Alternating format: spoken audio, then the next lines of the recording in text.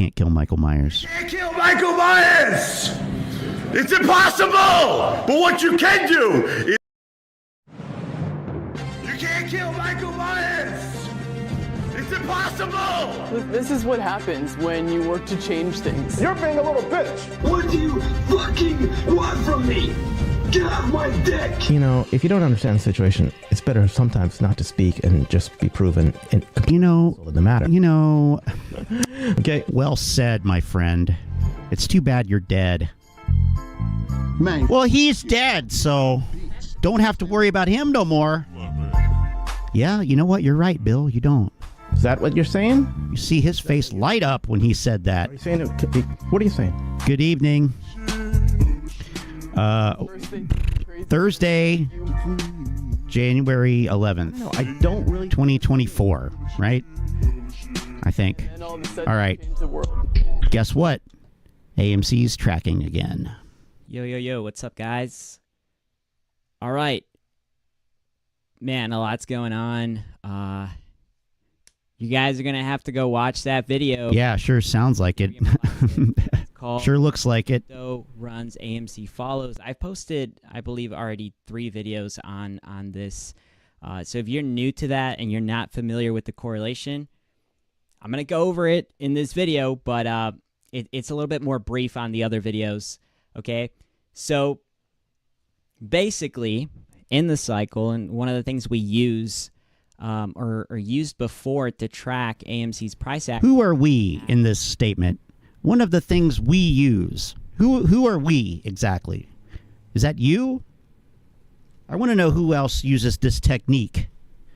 Cycle technique. Cycle theory. Because I'm not so sure that you know what you're talking about. I'm not so sure I believe you. But continue, please. A good correlation of tracking was Ethereum Classic's chart. All right, so that's what I'm going to pull up first, and then I'm going to go over the correlation. Right now, Ethereum Classic is pumping. Okay, it's up basically 40% the last. You know, Manuel, the guy that says that AMC follows the price of Ethereum Classic. What is Ethereum Classic anyway? I mean, it's the classic version, I guess, but who fucking cares about that? Maybe that's why they used it. Ethereum Classic. Oh boy. All right. Oh, look at that. Well, I tell you right now, it's not tracking. Is it?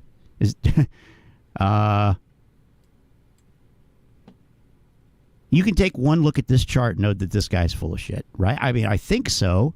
AMC did not go up by $8. No. That's a big no. Well, that's the right one, right? So, all right, okay, all right. Well, he says it is. I mean, I'm going to guess that Ethereum Classic is the bottom because it's got the little run-up pumpy, and AMC doesn't. So that must be the basis of this video. Okay, now I get it now. All right. So it started to pump, right? It's pumping, and now the correlation thing here I think might make sense once I explain it a little bit. But the last video I talked about, it focused on a bunch of these stocks that were pumping in January of 2021, like prior to the whole AMC thing. Yes, 2021, 2-3 years ago. It goes over a list of stocks, I believe like 5, that were already getting that pre-pump from December to January. And now we're starting to see Ethereum Classic pump after not pumping for a while, right? So AMC, same thing. It hasn't been pumping. It's just been in this macro distribution pattern for a long time. So I want to bring this correlation back because I think it has some validity to it. But first, well, for those that don't know how the let's hear it. I'm going to run through it very quickly. No, why don't you tell us the evidence for it first? That would be, I think, preferred. You guys know with cycle analysis, we use reference patterns, and in this case, we're using a cycle, like an algorithm cycle that an algorithm cycle. Played first on Ethereum Classic and then transferred over to AMC. Why? Because these not only the I can't wait to hear this, by the way. I cannot wait to hear this. structure of the chart why played out first on Ethereum Classic and then transferred over to AMC. Why? Because these not only the structure of the chart here, but the percentage to which it ran and then dumped all this liquidity onto AMC, it matches. So we use this to predict the last. Well, welcome, my friend, to correlation and causation. Just because things match does not mean that they are related. And it certainly does not mean that one caused the other. Isn't it amazing how people can sound like they know what they're talking about, but make some of the most basic errors and logical fallacies and utilize the most basic yet insidious cognitive biases to manipulate people? So this channel is manipulating with emotions. Actually, it's trading with emotions charts. But, I have my obligatory editorialization of it so that we don't get hit with a fair use complaint, right? Really the last two major pumps on AMC, which were in March of 2022 and then August of 2022. So these two were accurately predicted using this.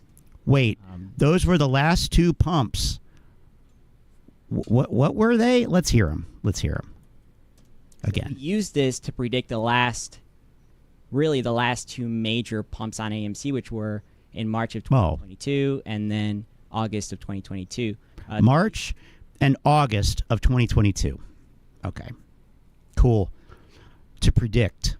I'm not going to go back and check and see if this guy predicted it or not. I mean, you could make predictions and you could be right half the time. I mean, maybe he made a bunch of other predictions here and he was wrong, and he's not including those in his count. We successfully predicted the last two run-ups. Doesn't tell me anything about how many run-ups you predicted that didn't come to fruition or that you missed. But whatever. I'll let you have that one, I guess. There were no other pumps after that. Wow, that's amazing. Fucking amazing. No pumps at all in 2023 that he predicted, at least. This cycle down here, the Ethereum Classic cycle. So I don't think so. I don't think so, though. I don't think so, Tim.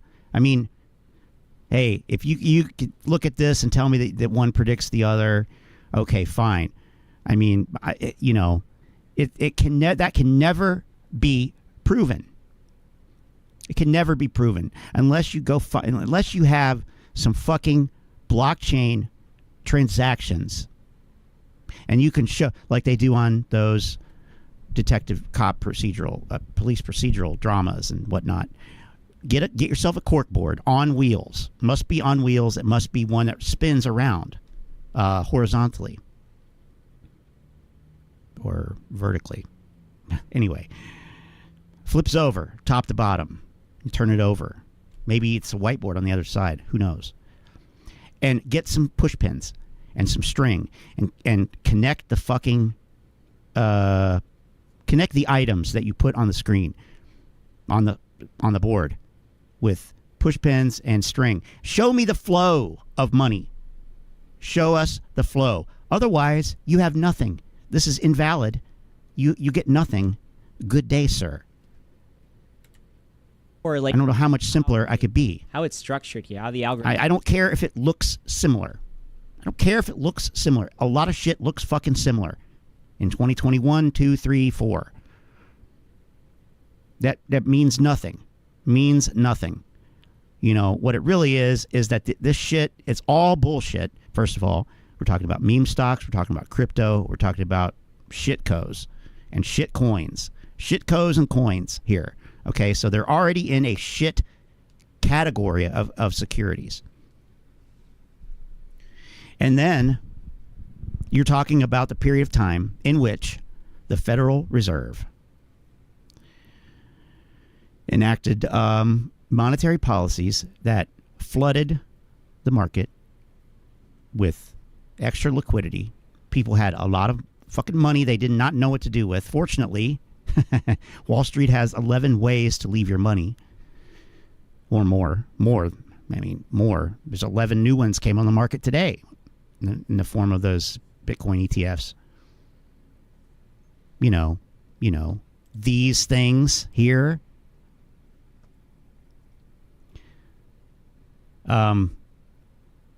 ARK 21 shares Bitcoin ETF, the Bitwise Bitcoin ETF, Fidelity Wise Origin Bitcoin Trust, Franklin Bitcoin ETF, Grayscale Hashdex Bitcoin, Invesco Galaxy Bitcoin ETF, iShares Bitcoin Trust, Valkyrie Bitcoin Fund. Ooh, I like that one.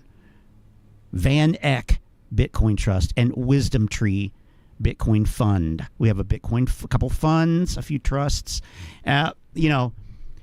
Such marketing fucking garbage.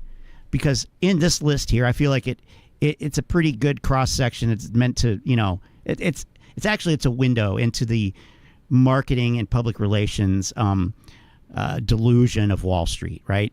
To me, like these names are ridiculous. And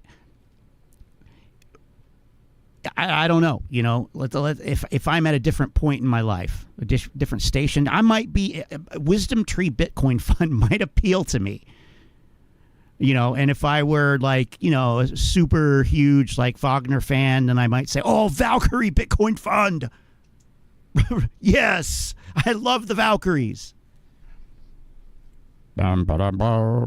Okay, anyway, what happens when you go to school, music school, and your best friend is a tuba player? Answer, you hear the tuba part from Ride of the Valkyries, by itself all the time. Okay. Manuel, what do you think about the announcement fiasco? Boy, what a fiasco. I mean, good Lord. Okay. And look at this. Wow. Crypto dump. What up? So this was the catalyst. This was the catalyst. Yeah. I love this. This is great. This is fantastic. Right? So I love this whole thing. It's such a fucking joke. It is such a joke. All right, let me back up here. Let's back up a little bit. And I'm going to back up even more. I'm going to back up in our candles. I think we can still see it. Yeah, sure. Okay, back here in October, November. Look at Bitcoin's under 30 grand. Back here. Okay. Then we get, I don't know, the fundamentals improve. Then we get I don't know when the spot Bitcoin, they've been talking about these for a while though, so I don't know. But, recently there was a deadline, and that was yesterday, I guess, and, there's all this optimism building. And I'm sure that somebody out there, maybe many people predicted this. But, let's look at the daily chart.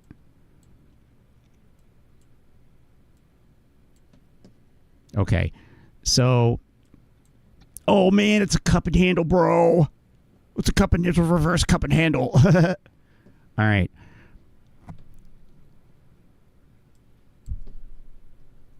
So, there we go. That's better. Now we have our proportions. Okay. Boy, look, it's crazy that it got to this level right here. And then the second shoulder of the in the head and shoulders there, right? And then reversed today. Wow, it's amazing. But anyway, sorry, I just it's funny to me. But anyway, here you go. So you had all this buying anticipation for this fucking thing, these fucking things, all this back in here. For as far as I'm concerned, that's all anticipatory, right? Okay. Then we get to the actual thing. It's coming this week. Here's this weekend. And then Monday, it pumps to the fucking moon and it gets up to 47K because they might announce it today. Now, this is on Monday. Or was it? No, Tuesday. So then Tuesday, we get the announcement after the stock market closed. Except it was fake, supposedly. Except their Twitter X account was compromised somehow. And then we found out, well, somebody in an unauthorized manner acquired their login credentials. So it wasn't a breach of Twitter, nor was it seemingly a breach of security, in government systems. Somebody said, why don't you just look up the IP address and it'll tell you whether it was, and yeah, theoretically maybe, but probably not. Okay, so we get the fake announcement here. This is so fucking great. We get the fake announcement there. So it's buy the rumor, sell the fake news, right? Here. I'm just going to put a line there. And then, yeah, well, that's fake. Sorry, that's fake. We sell off to 44K. And then yesterday, the real news comes out. And it pumps and dumps lower than it did on the fake news. I mean, you can't make this shit up. So then today, finally today, they got their pump. They got their higher pump and dump. Was it 3 drives and a goal or something like that? Three drives and a score or something. Well, this was the 3rd drive and it failed, and it seems to be dumping now. I don't know. Who knows? Whatever. I mean, that's a healthy pump and dump, right? 49 almost hit 50K. But I wonder if it. Well, we'll just have to see. Anyway, HODL sounds like a sound investment. It does. It surely does. Gary knew the ETFs were going to get approved. I would think, right? X compromise was a pathetic excuse. It really was. I mean, I didn't even actually read the tweet. Did it even seem like it was written by a professional, or did it seem like it was written by Anonymous or somebody or whoever does this kind of stuff? Sometimes context clues. But anyway, yeah, what a disaster. I mean,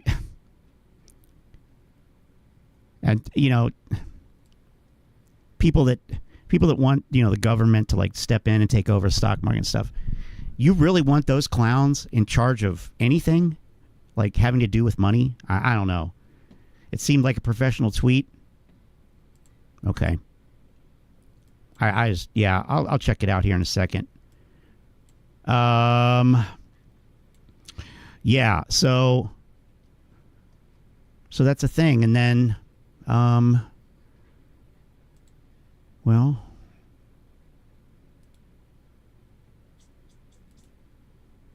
I wonder wonder about Ethereum Classic. I mean, what's going on with that? I heard that's a hot one. Well, actually, it's participating in the dump too. Of course it is. They all freaking do the same damn thing. Okay, let me just compare this to AMC just so we can see here. He never shows them like this for some reason.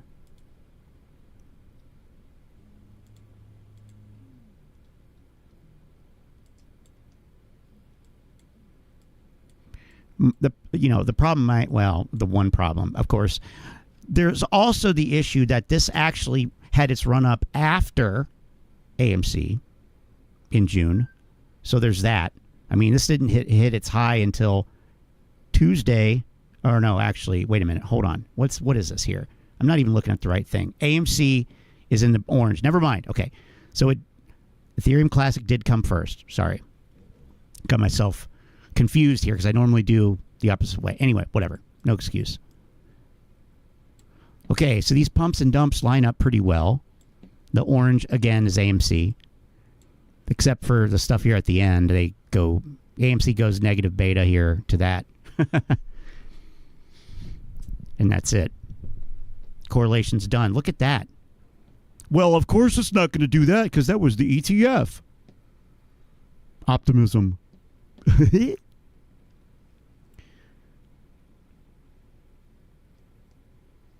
So I'm not sure I buy this. That was all just to say that It's not and answer the that you, Bitcoin thing. or at least when we used it back here, it's not something that was consistently tracking, based on a set list of dates. Like this is going to make sense here, but from what I've gathered here, Yeah, it'll make sense when you say that I'm going to be rich. I understand that. and we look at the structure down here of this pattern, before it basically squeezed, right? It had two different, what we call little volatilities, these micro volatilities. Are you kidding me? So the way Zones of volatility. You're starting to sound like Bam here now, buddy. of AMC's pattern. Bam. Bam was back, by the way. Bam was back. We're going to watch Bam here next. In fact, I might just go ahead and switch to it now because this is pretty poor. But let's speed it up. 7 days on average, Oh, 27. point at which Ethereum Classic rallied and then dumped, for AMC to see the exact same pattern displayed on its chart, right? So this section down here happens on AMC's chart 27 days later. Okay, and if I mean, I dispute that. The exact same thing. No, you did not see the exact same thing. It's not the exact same. It could never be the exact same. If they're the exact same, line them up on the same chart, laid over each other like this. And we can see that they're not the same. Oh, well, but the run-up was this. No, the run-up is not the same either. It's not. You tell me how that's the same. From basic dumb shit, like, so I'm going to refer to this as 1, 2, 3, 4, 5, 6. That's a lot of numbers to remember. Just look at the order. Just look at how high the peaks of the pumps are and compare them. They're totally different. Totally different. Oh, well, but it's pretty much the same. No, not really. Then, we've already established that a lot of these are short covering rallies that match up with short covering rallies, especially as you go on through 22 and 23. Short covering rallies in a broader market like these here, these two. So these two right here, his main two that he was so proud of himself over, those two, everything fucking rallied. And that's the other thing you don't get when you watch these garbage channels that wear these blinders and put you down a path of, oh, only these things are related, so they must be related. But they're not. Everything fucking pumped then, you fucking loser.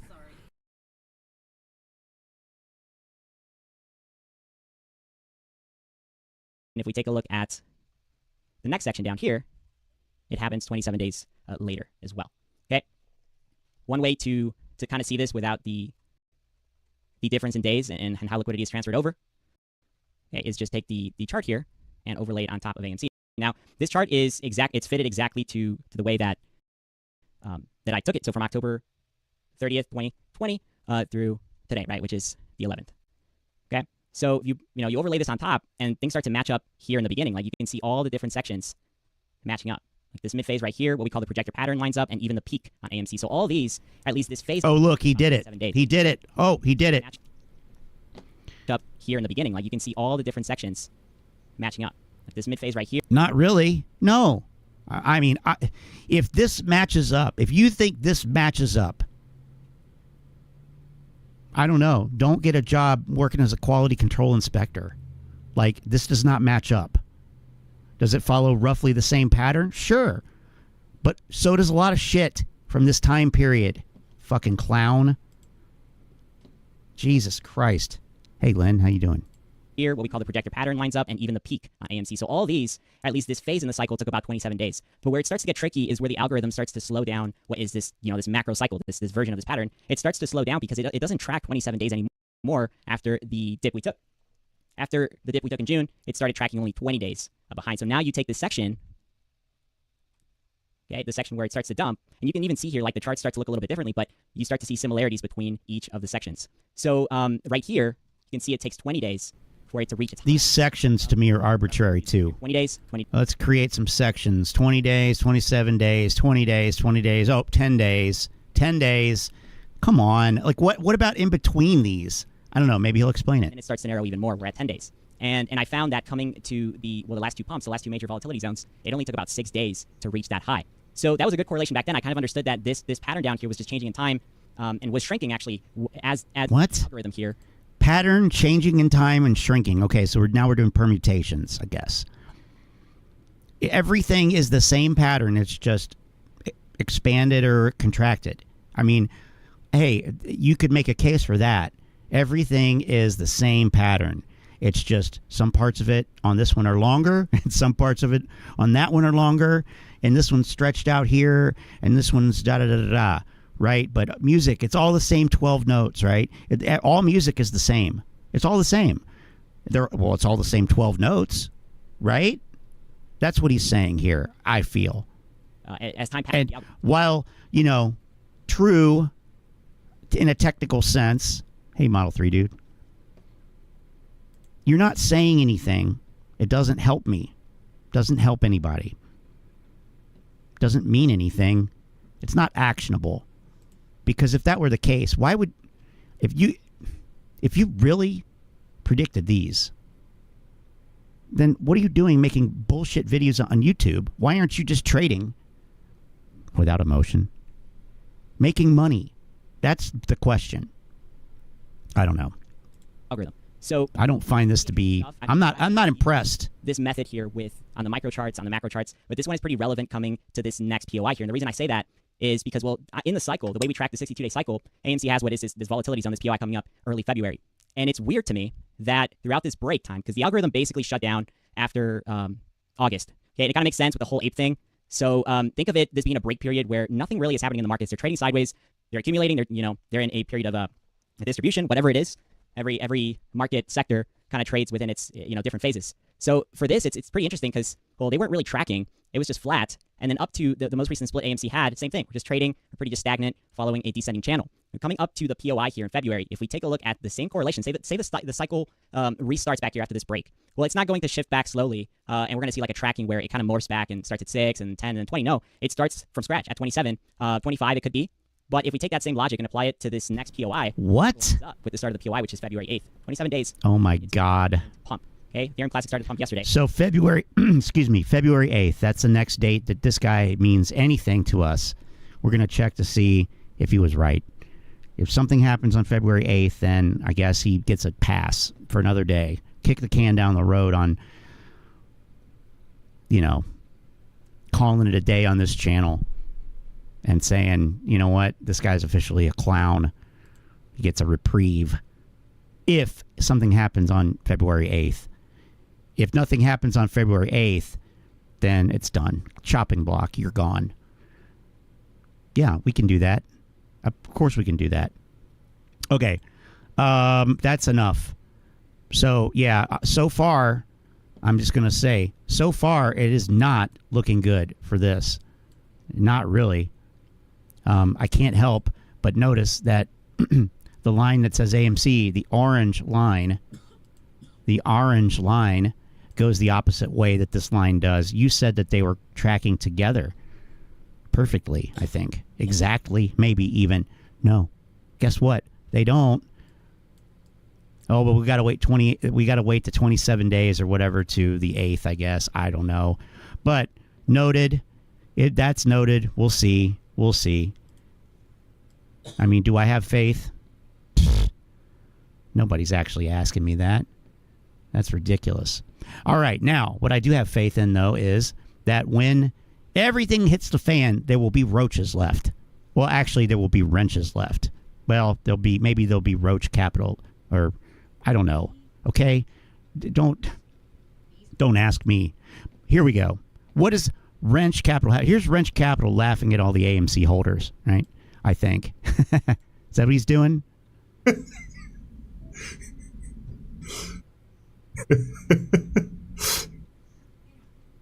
Listen, AMC now, it's in the hands of the executives. And does it still have a short thesis argument? Yeah, 100%. But it's going to take executives making a change at that level, or the company itself, the board, making a change at the executive level, I think, for those shorts to get spooked enough where they have a reason to exit. right? And it's going to take especially, I think, more in. And I just noticed that I have. Okay, yeah, we just had a little glitch there in the network glitch, a little bit, but I think everything's okay. I don't know. Anyway, yeah, where do you start with that? I mean, he is literally laughing in their faces. Yeah, that was. Okay, it's a bit disingenuous on my part because there is a TikTok that he plays at the beginning, but I really didn't want to play it. It is not funny. All right, fine. Ready? Looks like an AMC TikTok here. Do not consume within 4 hours of sleep. Shut that shit up.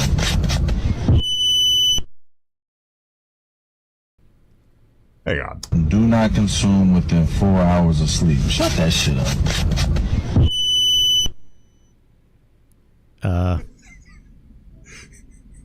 I'll just play it over again because I. Listen, AMC now. It's in the hands of the executives. And does it still have a short thesis argument? Yeah, 100%. But it's going to take the executives making a change at that level, or the company itself, the board, making a change at the executive level. I think. They need to start accepting Ethereum Classic. Is that the change? No, that's not the change. Okay, never mind. Spooked enough. Sorry. Where they have a reason to exit, right? And it's going to take especially, I think, more innovation. Well, you know what, Wrench? They've had millions of reasons to exit. It's called profit, baby. I mean, what the fuck? Need a reason to exit? Yeah. What are you even talking about? Like, what is the short interest anyway? Why don't you start there? Is it even worth talking about? I don't think so. Isn't it under 10%? None of us pay for Ortex, so I don't know. But, I mean, because it's useless. I don't even know. I guess we could look at the, chart exchange, get to the last exchange reported. Is it on here? I don't even know if it's on here, is it? This is short volume, though. That's short volume. I guess we don't have short interest on here. Well, that's useless. Maybe it's on. I don't know. Whatever. It doesn't matter. It does not matter. What did you learn? What did you learn in 2022, 2023? Short interest is not a predictor of short squeeze, which nobody ever said it was, by the way. Like, that's not. It was just, this number's high. That means that my bank account's going to be high. Donnie says there's 0 shares to short. I know. What is that one? Stonko Tracker. Oh, well, Stonko Tracker was down earlier. Oops. What the hell is it? Oh, yeah, that's right. AMC dot crazy awesome. Pfft. In other news, did you see that, Norton LifeLock. Okay, cool. Oh, look, it's back. Cool. Well, he's wrong. He's wrong about that. There certainly are day, need, hour, she is. It's simple. Day, need, hour, she is. Okay?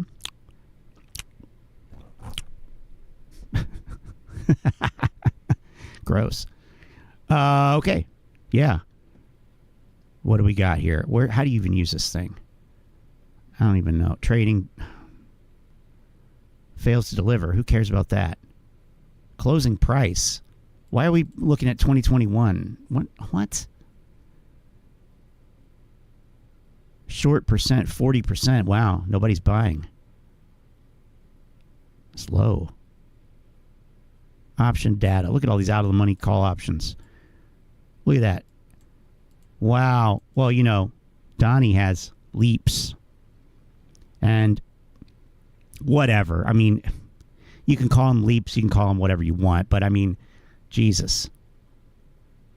A $25 call option for AMC, it really isn't a leap. It's not really considered a leap in my book. because you cannot anticipate that equity to appreciate in value. It's so far out of the fucking money. Now, maybe it wasn't when he purchased it, in which case that really sucks. That was a long-term equity collapse. Leak. It was a leak. God damn it. It was a leak, not a leap. Anyway, it leaked it all out, and then the last of it was squeezed out with a... They expire next week, according to Donnie, Teflon Don. But anyway, yeah, he's involved in about 200 of these calls here. God, that's terrible. Fails to deliver. SSR trigger. Wow. Okay.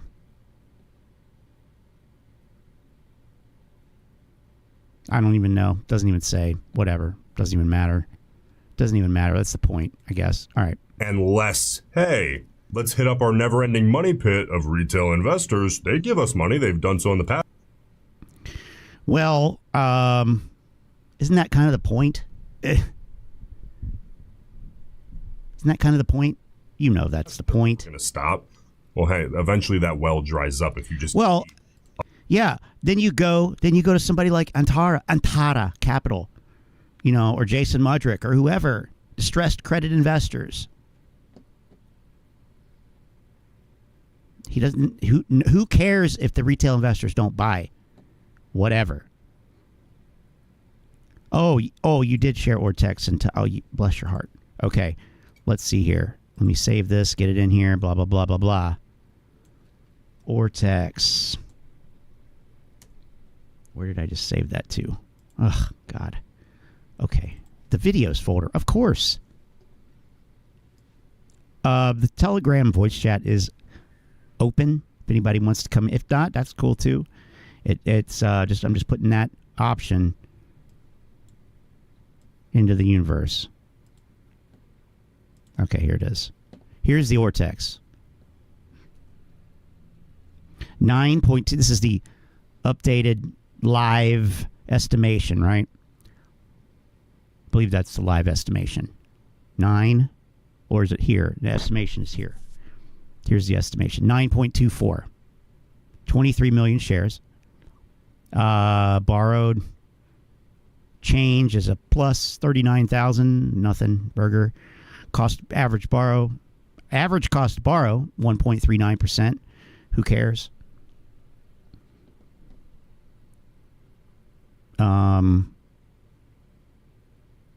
Yeah, I mean, like, you see a huge covering of short positions on the conversion reverse split.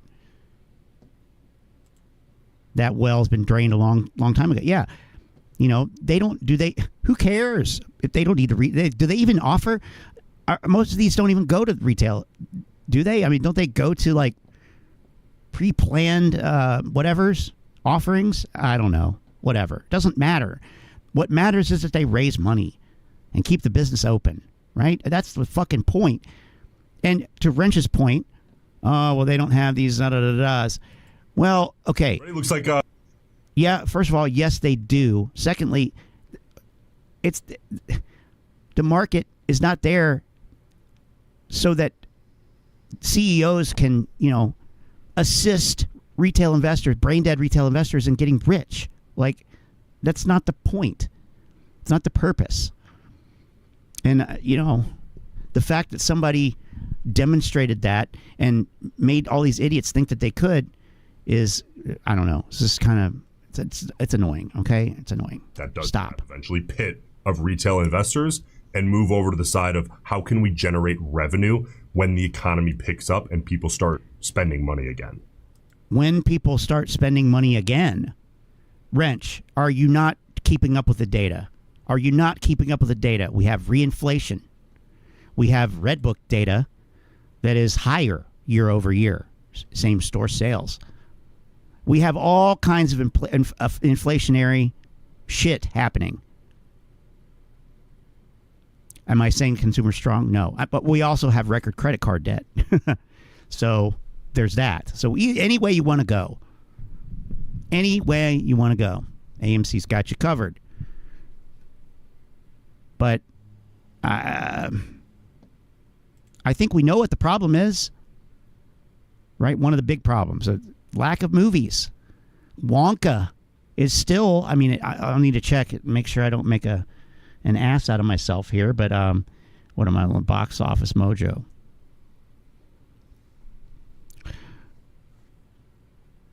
Well, let's just look at the daily figures.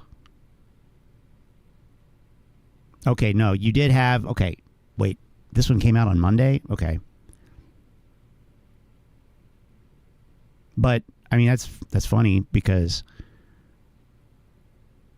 like, here's the number one release, and then here's the gross for the number one for that day. They should have kept it at Wonka because it did better. This new one, Anyone But You, pretty much, barely broke 1 million both of these days, Monday and Wednesday. So that's pathetic. And it's a function of, I'm going to say the fact that you had all the problems that happened last year. Here's the end of last year. So, I mean, and this was bad, but you have some double digits in the millions, whatever. I'm not here to analyze movie theater performance. I'm not here to look at it, really. I don't care. I couldn't be. Could I be clearer on that? Go fuck yourself. Is that clear? Because I'm going to make sure I'm very clear about that. I don't care. But just incidentally, hey. Okay, so these numbers, and then we skip to 2024, and it's like, what the fuck?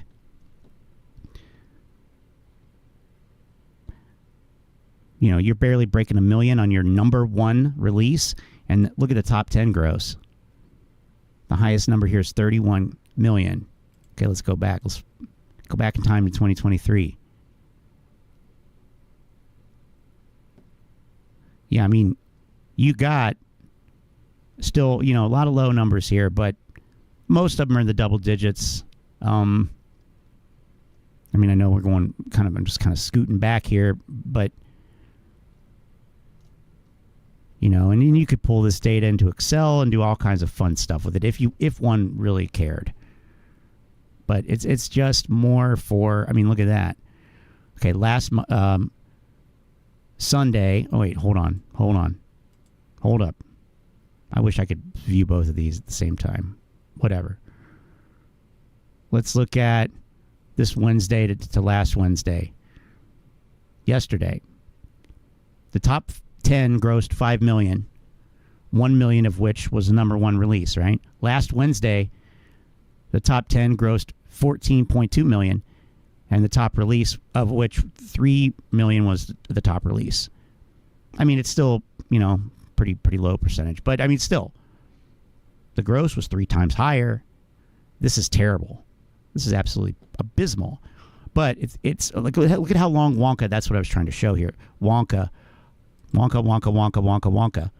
go back to 2023. Wonka. Then it was Hunger Games and blah blah blah. Like and even that, I haven't seen any of these. I'm not going to. I don't care. I'm a big curmudgeon, I guess. But whatever. It's not about me. Taylor Swift, the Eras Tour. That's going back to October. I don't care. Wonka, I don't care. Hunger Games. Oh, that's just what I want. Just what I want. I was thinking to myself, man, I really want to see another Hunger Games movie. Now, if they just come out with another Star Wars and another Marvel, then we can have another Saw. Everything. Hey, Barbie. I don't know. I'm cynical about it because it's just lame. It's just all so fucking lame. Lame, corporate, expected. There's no excitement. It's not, it's bullshit. So fuck you, Hollywood. And fuck you, Wall Street. Meetings. Listen, whatever we do, I'm done hitting up retail. No. They had our back. Well, this is why you're not a CEO. probably among other reasons. Yeah, no, they're never going to say that. And it's absurd. This is all grifting, gaslighting, nonsense. Enough. No, horrible. We're not doing that. Horrible job at it too. Revenue and do what companies do, not just be a leech on the stock market. Well, isn't that what they're trying to do? Not I mean, I'm not just because of I don't know retail, but just like punishing retail. What company does innovate, and if you're not innovating, just generate revenue. Provide a great experience for people to bring their families. Make it not outrageously expensive, but don't make it. One could argue that they are doing that, and that's why short interest is 9%. You know, I mean, does anybody stop to look at the fucking short interest lately? I don't think so. I think he's still operating under 2021 mode. He hasn't been reprogrammed yet for 24. He's still operating under 2021 programming. Listen to him. He is. So cheap either. Make it an upscale, nice experience that middle class folks can afford. Because that's what we want when we go to the fucking movies.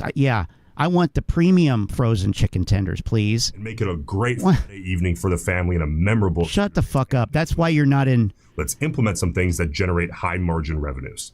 Any type of, like private label candies and popcorn. Now we don't have to buy, whatever, snow caps. We can bring our own, have our own one that we get 500% markup on. And same with chocolate grasshoppers and everything else that you want at a movie theater. Up retail for any more money. Eventually that well will dry up. Shots of imitation butter for everyone. Sudden, we don't have a company anymore. 3 orange whips. Here, 3 orange whip. Creating memorable experiences. We still have a shot. That's the boat I'm in right now. Okay. I want to see this. Is that what you're saying? Is that what you're saying? Or are you saying a boat? I heard something about a boat. Huh? How are you still in the boat? You're still in? He said in. I'm in that boat. I want to see AMC make that change, but that's not up to me. It's up to the executives.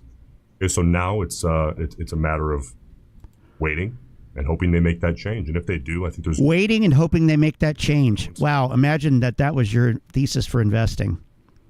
Or, you would require a complete paradigm shift on the part of the clowns. I don't know. I mean, like, there's like, I heard there's other things out there that you could buy. I don't know. Maybe it's true. Maybe it's not. I don't know. Anyway. Eventually that well is going to dry up. Eventually that well is going to dry up. Well, that analogy was used a little bit, overused a little bit there. I mean, normally we hear liquidity is drying up because that's what it does because it's liquid, right?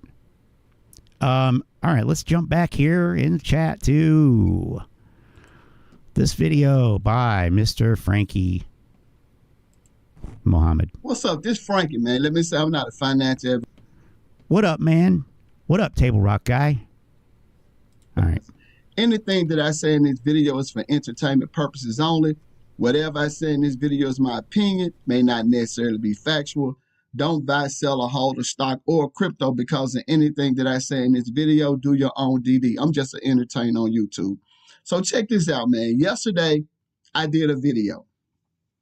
So the video was talking about how the criminal short sellers in GT. Do we need to watch this supposed video, or is it okay to get his summary of his own video? I don't know. Let's see. She's scared. That's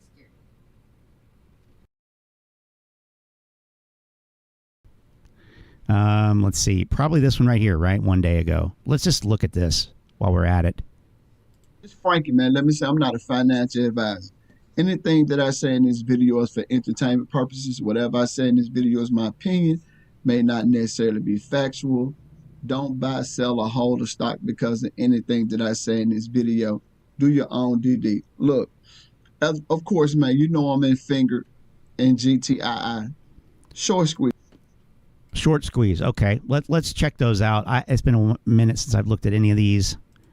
I think I have them in here. Well, here's GTII. GTII. Global Tech Industries Group Incorporated. We have an overhead supply zone.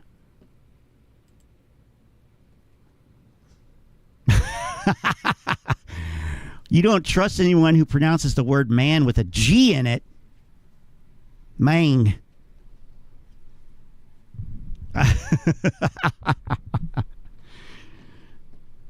Good observation. I trust someone who notices and asserts that they should not trust someone who pronounces the word man with a G. So there. Okay. That's funny. Okay. GTII and finger. Well, looks like that should have been a cell up here. Are you kidding me? This one's given you many chances. Oh boy. Oh boy. They only the most brain dead are in that one. Oh my goodness. I think actually I got, as far as Frankie goes, I've got, let's see, let me find this here. Where the hell is it?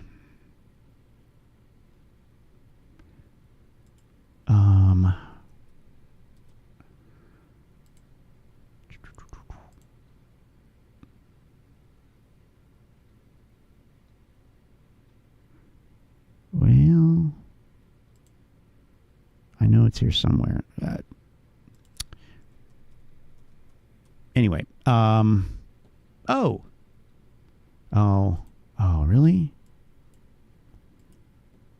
Never mind. Scratch that and reverse it. All right. Sorry about that.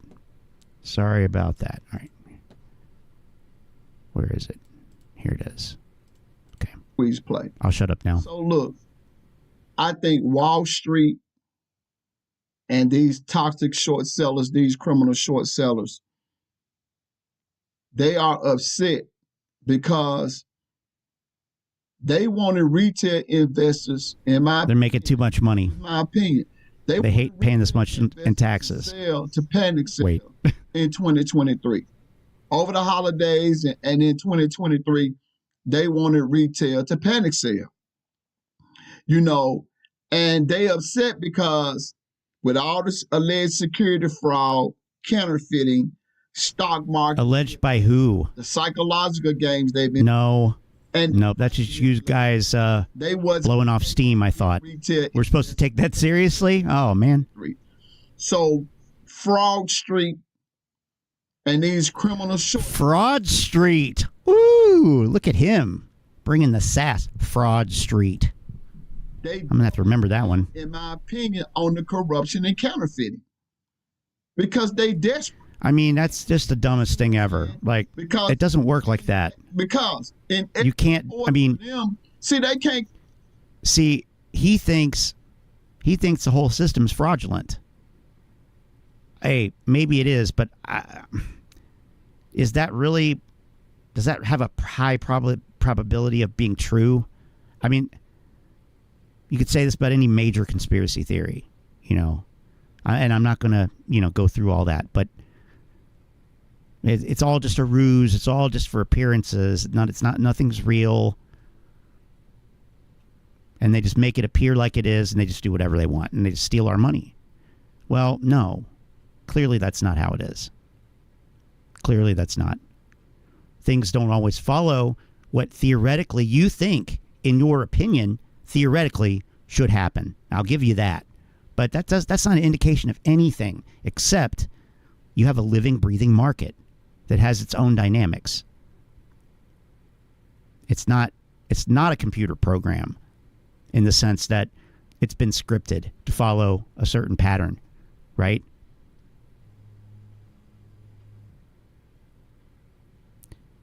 So you have to shift your thinking that if you want to think about the market as the whatever Trey Collins used to, the composite man, that doesn't do me any good.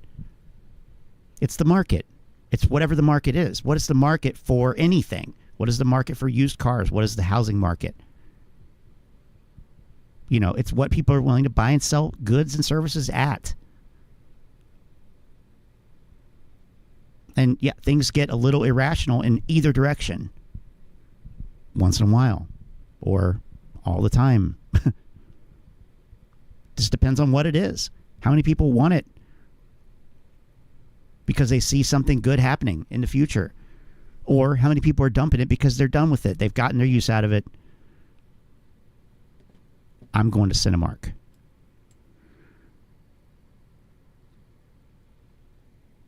Because is the answer. Because is the way. The truth and the life. In order for them not to go bankrupt, and in order for them to walk away with free money, imagine somehow shorting a meme stock that's completely overvalued, to several X%, several times, shorting it and not being able to cover because it would bankrupt you to cover on some of these drops here. I mean, how do you even grift that? Look at this. Look at some of these moves. From, well, I mean, and who would hold a short this long? I mean, to rack up 80%. Just down to here is 35%. Imagine being bankrupt, somehow having 80% of drop within less than a year to work with. Sorry, no, that's not true. That is not true.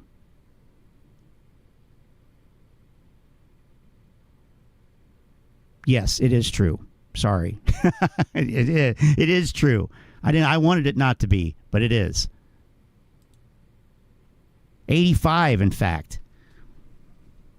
And 2 years later, less than 2 years later, you're so bankrupt, or you're in such trouble that you'd normally short up here and cover somewhere. You can't even do that. You can't even do that. You can't even get that 60% because it would bankrupt you to cover from $7.83 to $3.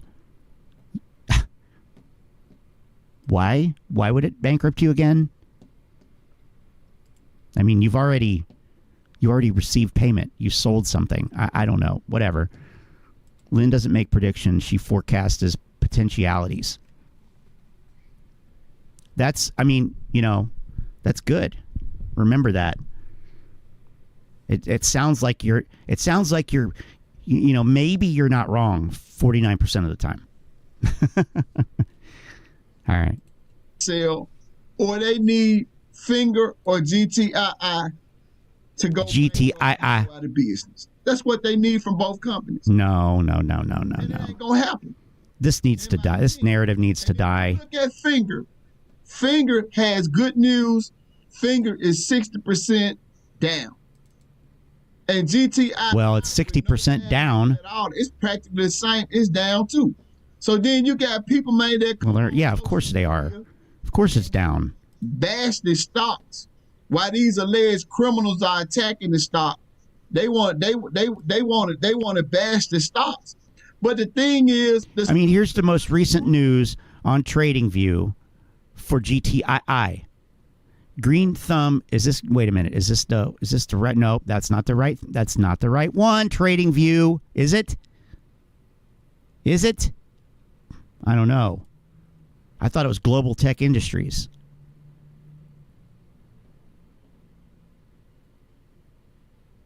This one's in Chicago. It says GTII/GTBIF.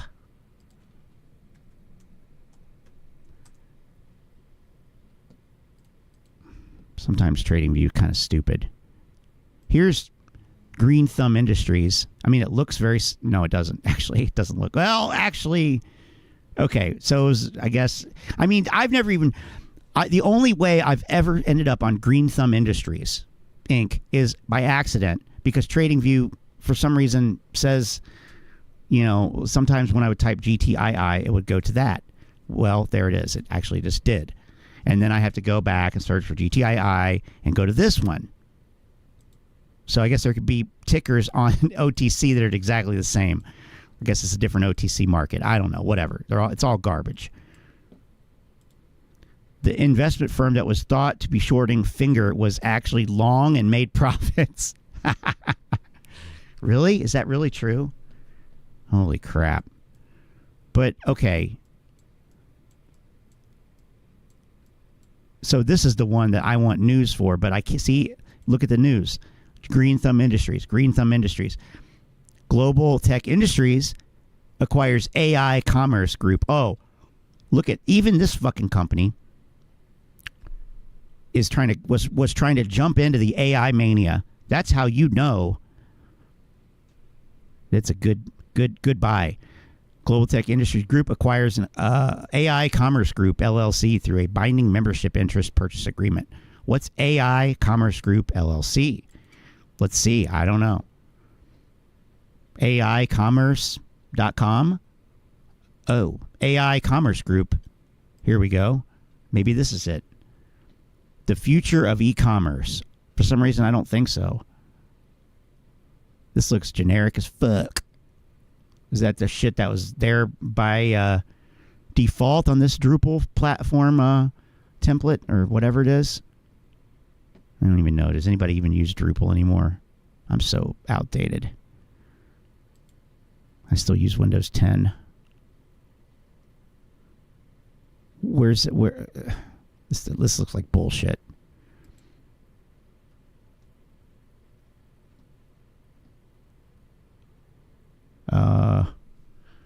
Selling your company. Why should I consider selling my business? What? Get in touch with us. Well, who are you? There's nothing here. You know, this is garbage. Well, anyway, they just bought this company supposedly back in whenever that was. August 21st. Wow, it's like right when the reverse split happened for AMC, right? Right here-ish. Yeah, right. It happened just before that. They are still in the Our Vision phase, right? My computer uses floppy disk. Cool. 5 1/4, 3.5, 7-inch, 11-inch. What do you got there? Single-sided, double-sided, high density. You got a zip drive. I used to have a zip 150, 100. I don't know. USB, baby. God, those were man. Oh, of course. CD-ROM. CDRW. I liked CDRWs. They were underappreciated as far as I'm concerned. CDRW is the shit. All right. The problem is the counterfeiting, the security fraud coming from these criminal short sellers. No. Okay, this is all the stuff. This I you know what? I agree actually. Yes, the problem is all these things. Wait, say them again. They want to bash the stocks, but the thing is, the stocks are not the problem. The problem is the counterfeiting, the security fraud coming from these criminal short sellers. Oh, that's the problem? Well, shit. Well, it sounds like you know that, so why don't you just move on to something else? It's not dominated by that. Or, yes, I agree, though, that is the problem. The problem is that you're talking about it.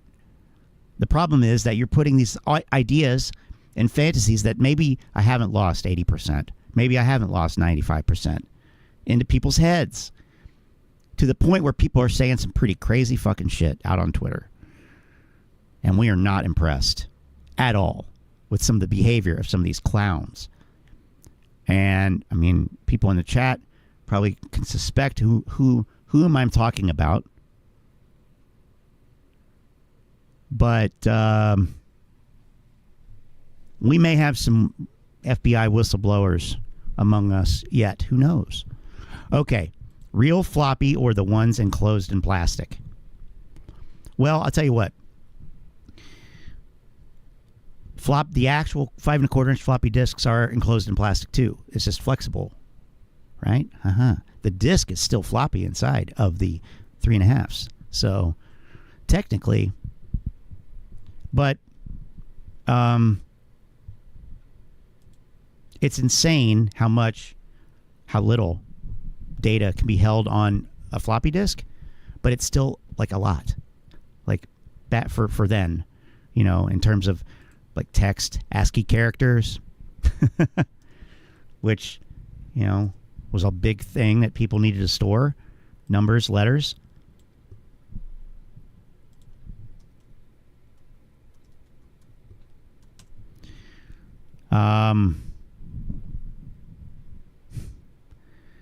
So sometimes, these curiosities get the better of me. Let's see. FYI, for anybody's like, what is a floppy disk? It's an 8-inch. That must be like a TRS-80 or something. I never had anything that had an 8-inch floppy. 5 1/4, 3 1/2. Now, Table Rock. I know that you probably, and hey, Chris, how you doing? Good to see you. I have to imagine that you're aware of the floppy disk orchestra. So I forget what it's called.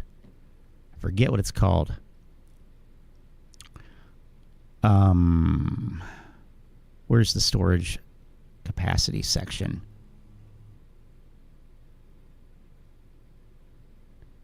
There it is. And we can thank Macintosh for that too, by the way, for the 3 1/2-inch non-floppy disk. Here we go. 1971 for the old 8-inch. 1971. Wow.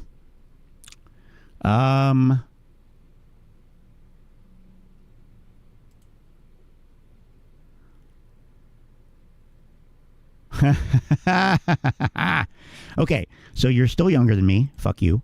Everybody's younger than me here, except, well, not true. But seems like I'm always the oldest. So cool. Thanks. Awesome. I don't care. Just, Oregon Trail, Wing Commander, what it called DOS mode. Like you type CD /. Yes. Oh yeah.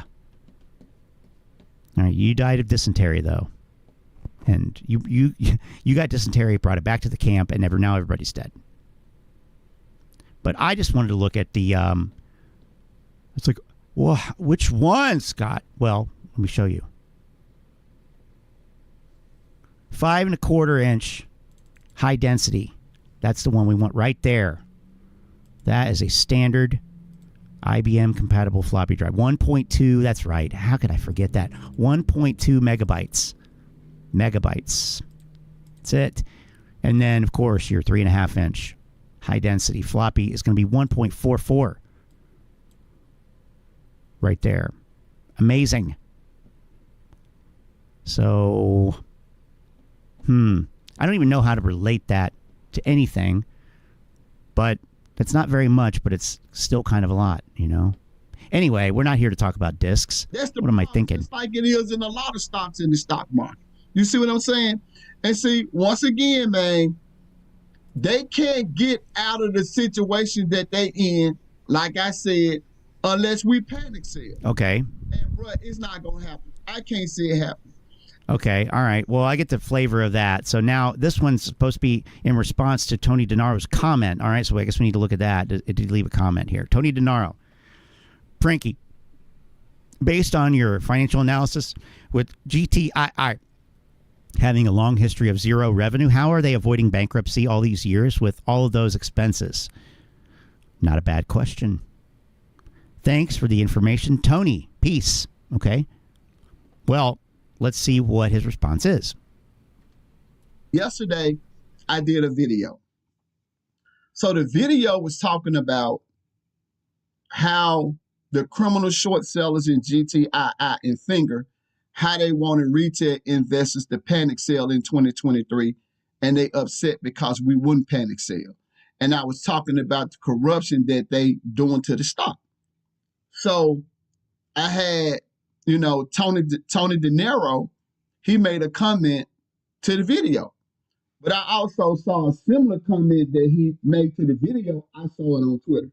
I ain't got no problem with Tony DeNaro. I respect Tony DeNaro. I don't know what just happened, but that's not on my end. For the past 3 years, ever since we've been in AMC, I know Tony De Niro gonna do his research when it comes to no comment. financials. When it comes to these companies, he gonna do his research. I got to get a sweater real quick. I'm cold. His statement, but I'm still listening. So for his GTII, he said GTII has a history of not generating a long history of not generating income, but at the same time they have high expenses. With a company functioning like this, how have they been able to avoid bankruptcy? And I respond to that by saying, man, I don't know. I don't study financials like you do. I couldn't tell you. Maybe Ham the short killer could tell you. I can't tell you. So based on that particular comment and looking at what he said on Twitter, it seemed like he's alluding to the fact that if a company is functioning that way, shouldn't they be shorted? So he's saying that short sellers are justified with shorting GTII if they perform in that way. Here's my response. I think not just me. So. A lot of retail. Of course they are. That's what the point is. Arguing the fact that GTII shouldn't be shorted. Short. Oh, really? The right to short GTII. If they feel like GTII is. Oh, you know what? Hold on. You know where he's going to go with this. He's going to say it's okay to short it. It's okay to sell it short. But what's not okay is all the fraud and corruption and naked shorting that I can't prove, never have proven, never even tried, never even made an honest effort or attempt to find any evidence of the linchpin of your theory, belief, magical belief. What do you want? Is anybody willing to take that bet? No. Going once, going twice. Okay. Damn it. We need Citadel market maker in here. Take that bet for me, would you? Take the shit end of a bet. Stock price is too expensive, or it's not a good company in essence.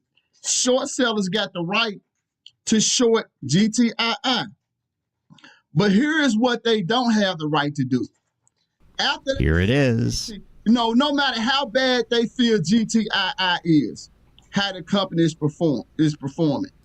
If they shorted GTII and they was not able to run the company out of business for whatever reason, maybe it's because retail investors is supporting the company. Okay, let me stop you there.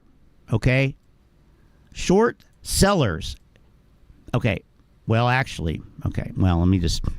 Short selling is not intended to bankrupt companies. I don't know how many times I have to say this. You are making a bet with another participant in the market. You are betting against the market, not against the company. You are saying that this stock at some point in the future is going to be lower. That's all you're saying. It is going to be lower. These are secondary shares that are trading. Secondary shares. Secondary trading. AMC or GTII is not involved at all in any of that money unless they hold shares. But otherwise, or the executives or whoever. But they don't get a proceed. They don't get a part of the proceeds of regular trading of stock. That's, it's just trading between third parties. So it's a bet in the market. It literally cannot bankrupt a company. So if you're sitting there saying short sellers, and if they can't push the company into bankruptcy, and I'm saying, yeah, they can't. That's not the point. You're missing the point. You don't buy a company and establish a long position because you think necessarily that that company, and therefore the stock, it's going to become in the next year number one in its sector, for example. I mean, maybe it will, and maybe you do believe that, but in general, Is that why we buy stocks? I mean, some of them, sure. But you anticipate it to go up. You want to make money off of it. You expect to make all of your money off of it? I mean, no, probably not, hopefully. But hopefully, you know, for whatever reason, based on it, whatever research. Not everything can be number one in its fucking sector. So you're looking at things that have high probabilities of going up. Sectors that are rising, you know, things like this. AI. When in doubt, just buy AI. So in a similar way, the point of a long position is just to get exposure to the downside in a market bet. It has no impact directly on the especially a zombie corp. So I don't know why we're so, all of a sudden these people are so worried about, oh my God, I'm worried about, maybe they need more corporate welfare. Why don't you propose that, you know, that they get more money, you know, new stimulus plan with a twist, only corporations get it. You know, I don't know. It's just, I don't really understand. Pull the plug on these zombie corporations. It's time to pull them off the fucking ventilator. They've been supported by the teats of, you know, garbage markets for too long already. And of course they're on OTC where they don't have to do shit and fraud runs amok. But hey, at least you're on OTC now. It's harder to manipulate it there. I can't remember who said that. Table Rock wants the clip. All right. Here it is. Fuck you. I think you a bitch. You understand what I'm saying? Man, fuck you. I think you a bitch. You understand what I'm saying? Hey, what happened? Well, ask Frankie. For whatever reason, regardless of how they feel about GTII, when they naked shorted the company over the past, when they started shorting the company over 3 years ago, when they couldn't run the company out of business by legitimately shorting the company, they didn't have the right to reach a point of insanity and greed and start naked shorting the company. Yeah, you have no proof of that. I'm not even gonna to run the company out of business because. Yeah, you know what? That's like the most lame fucking excuse for avoiding a loss, taking a loss in the stock market that one could ever fucking use. Like that is the most lame, played out, trite, and brain dead excuse ever. You know, you don't think people have used that fucking excuse for decades? Decades people have been bitching about that, saying, oh, this is why. No, and it never is. It never is. It wasn't in fucking 2008, bitch. Okay? It wasn't even in 2008. And that's widely known. It's widely known and evidenced. Short sellers got involved because it was dumping, not to create the dump. It doesn't work like that.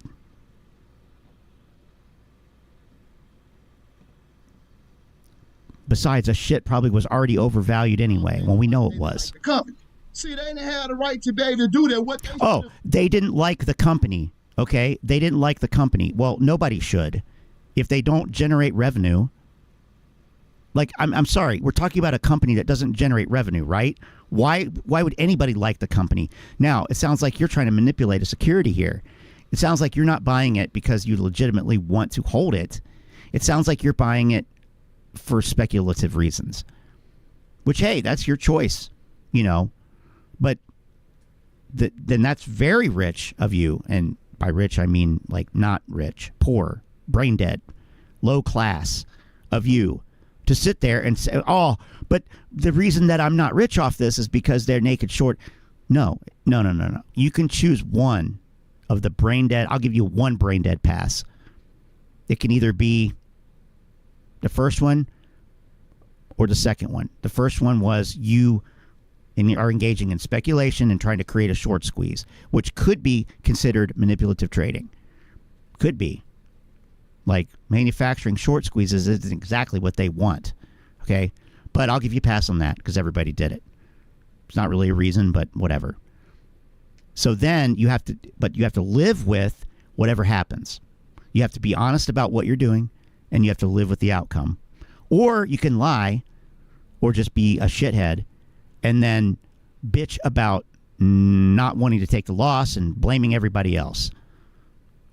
That's the other one. Now, you want both, seemingly. Because why would anybody legitimately want to hold a company? You know, okay, fine. Maybe your uncle is the CEO or something. I don't know. I don't care why anybody buys anything or sells anything. But the way that he's talking here, he's talking about, it sounds like we're talking about fucking Ethan Allen or something. Like we're talking about, you know, like a furniture fair, like a beloved American company or something. No, you're not talking about fucking Circuit City. And even if you were, I don't even feel this way about Circuit City. And I shopped there. So this is a nothing OTC zombie. Why are we worried about this? No, this company needs to go away. It needs to go bankrupt. These shareholders need to get wiped out. Sorry. I mean, hey, if the company deserves to get wiped out to clean up, you know, to have a cleanup operation on aisle 6.9 trillion, then the shareholders need to get wiped out too, because they're a big part of the problem. I'm sorry. It's nothing personal. Most people suck at this. I do. But hey, I don't suck this bad though. Have done was just moved on. Shit. In my opinion, now that's not what they did. When they saw that they couldn't run the company out of business, probably because it's being supported, you know, by retail investors, no matter how the company is functioning, they started, in my opinion, engaging in corruption, naked, shorting, and counterfeiting because they got greedy and they want to run the company out of business. You see what I'm saying? And yeah, that guy belongs in prison. Ham, the short killer. What a piece of shit, man. Investors. In essence, this is what you get. When you got retail. No. Here's what you have. You have retail investors who are unable to engage in critical thinking. They're unable or unwilling to be rational. They are fooled by the most ridiculous shit. They take things at face value that even the people saying them can't say or hear with a straight face. And they're literally laughing at themselves, or you can tell, or they say later on that they were full of shit, or they say something that goes against it immediately. Putting out all this garbage, confusing people. And you know, AI might not be making it much better, because you could literally feed it. You can feed it whatever you want.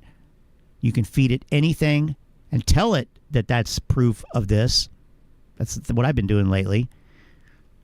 Write a persuasive paragraph proving that AMC will experience a massive short squeeze in 2024 using the following catalysts, and it will do it.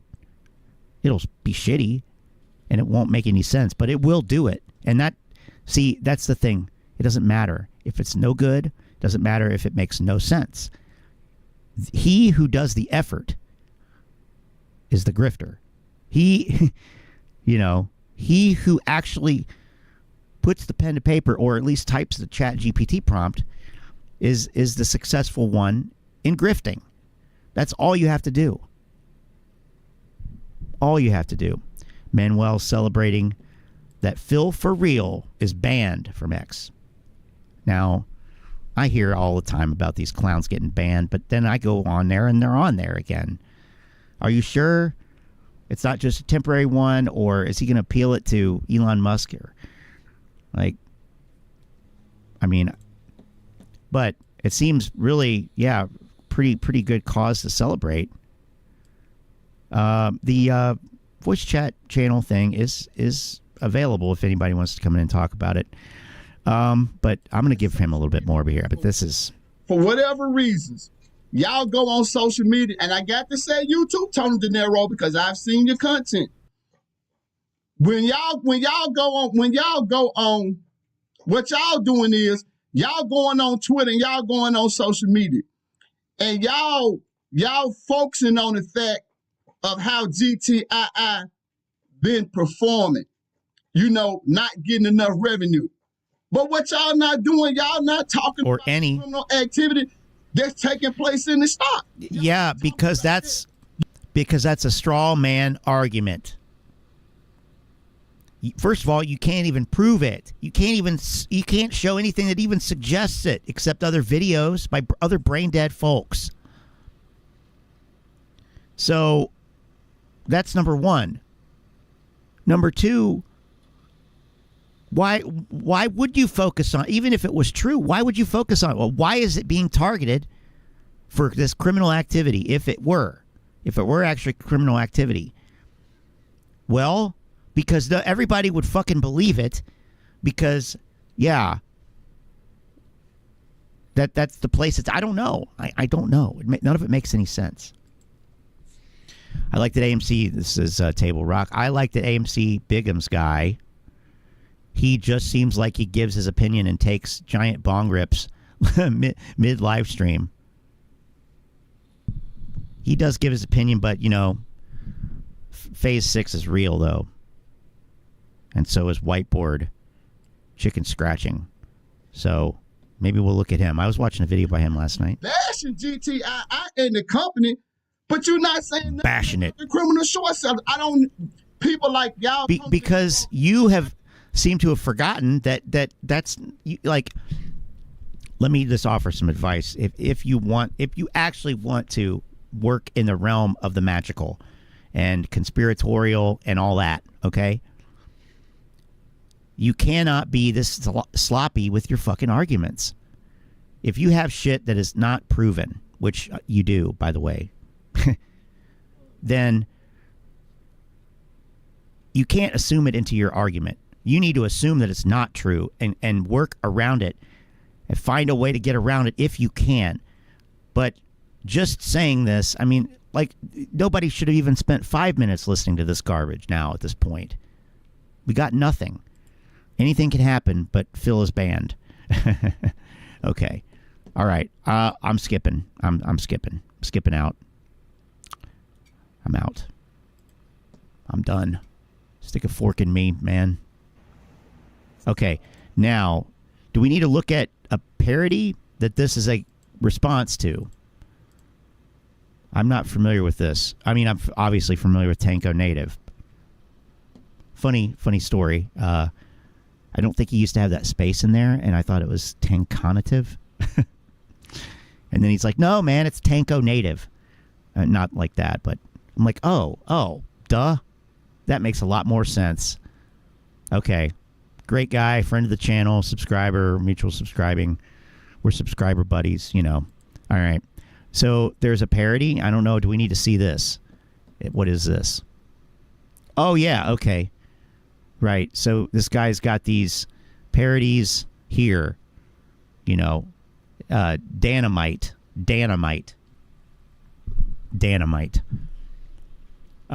We're not gonna worry about that, but we're gonna just watch Tanko Native's response to it. I hope that's logical. I don't. Check this out, people. I want to give a shout out to this guy, Dynamite _41. I'm not sure if I'm pronouncing his name right. But he did a parody of me, and I laughed so much. This guy copied me to a science. And the funny thing about it is that... Sounds like we should listen to the original. How slow I talk, right? Of course, I do realize it, because when I'm talking to the camera, I feel awkward because there's no one there, right? But I just happened to run across this guy, and I started to watch him. I thought he was going to bash me, which is cool. That's what happens, right? Instead, he made this parody of me to a science. Everything from my microphone, right, with the black string around my neck, the tank top, the rag, every freaking thing. What made me laugh the most is that I didn't expect to see this parody. I thought he was just going to talk bad about me. And as soon as he started to talk, if I had not been watching this guy, I would swear that it was me talking. I would swear that it was me if I hadn't been watching him. So let's watch it together. And when you get a chance, subscribe to him. His name is Dana Mike. D-A-N. Awesome. Perfect. Sweet. All right. _41. Dynamite _41. Let's check it out. All right.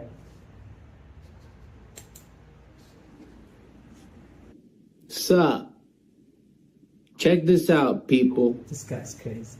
My name is Dynamite _native. Nothing I say in my videos is financial advice.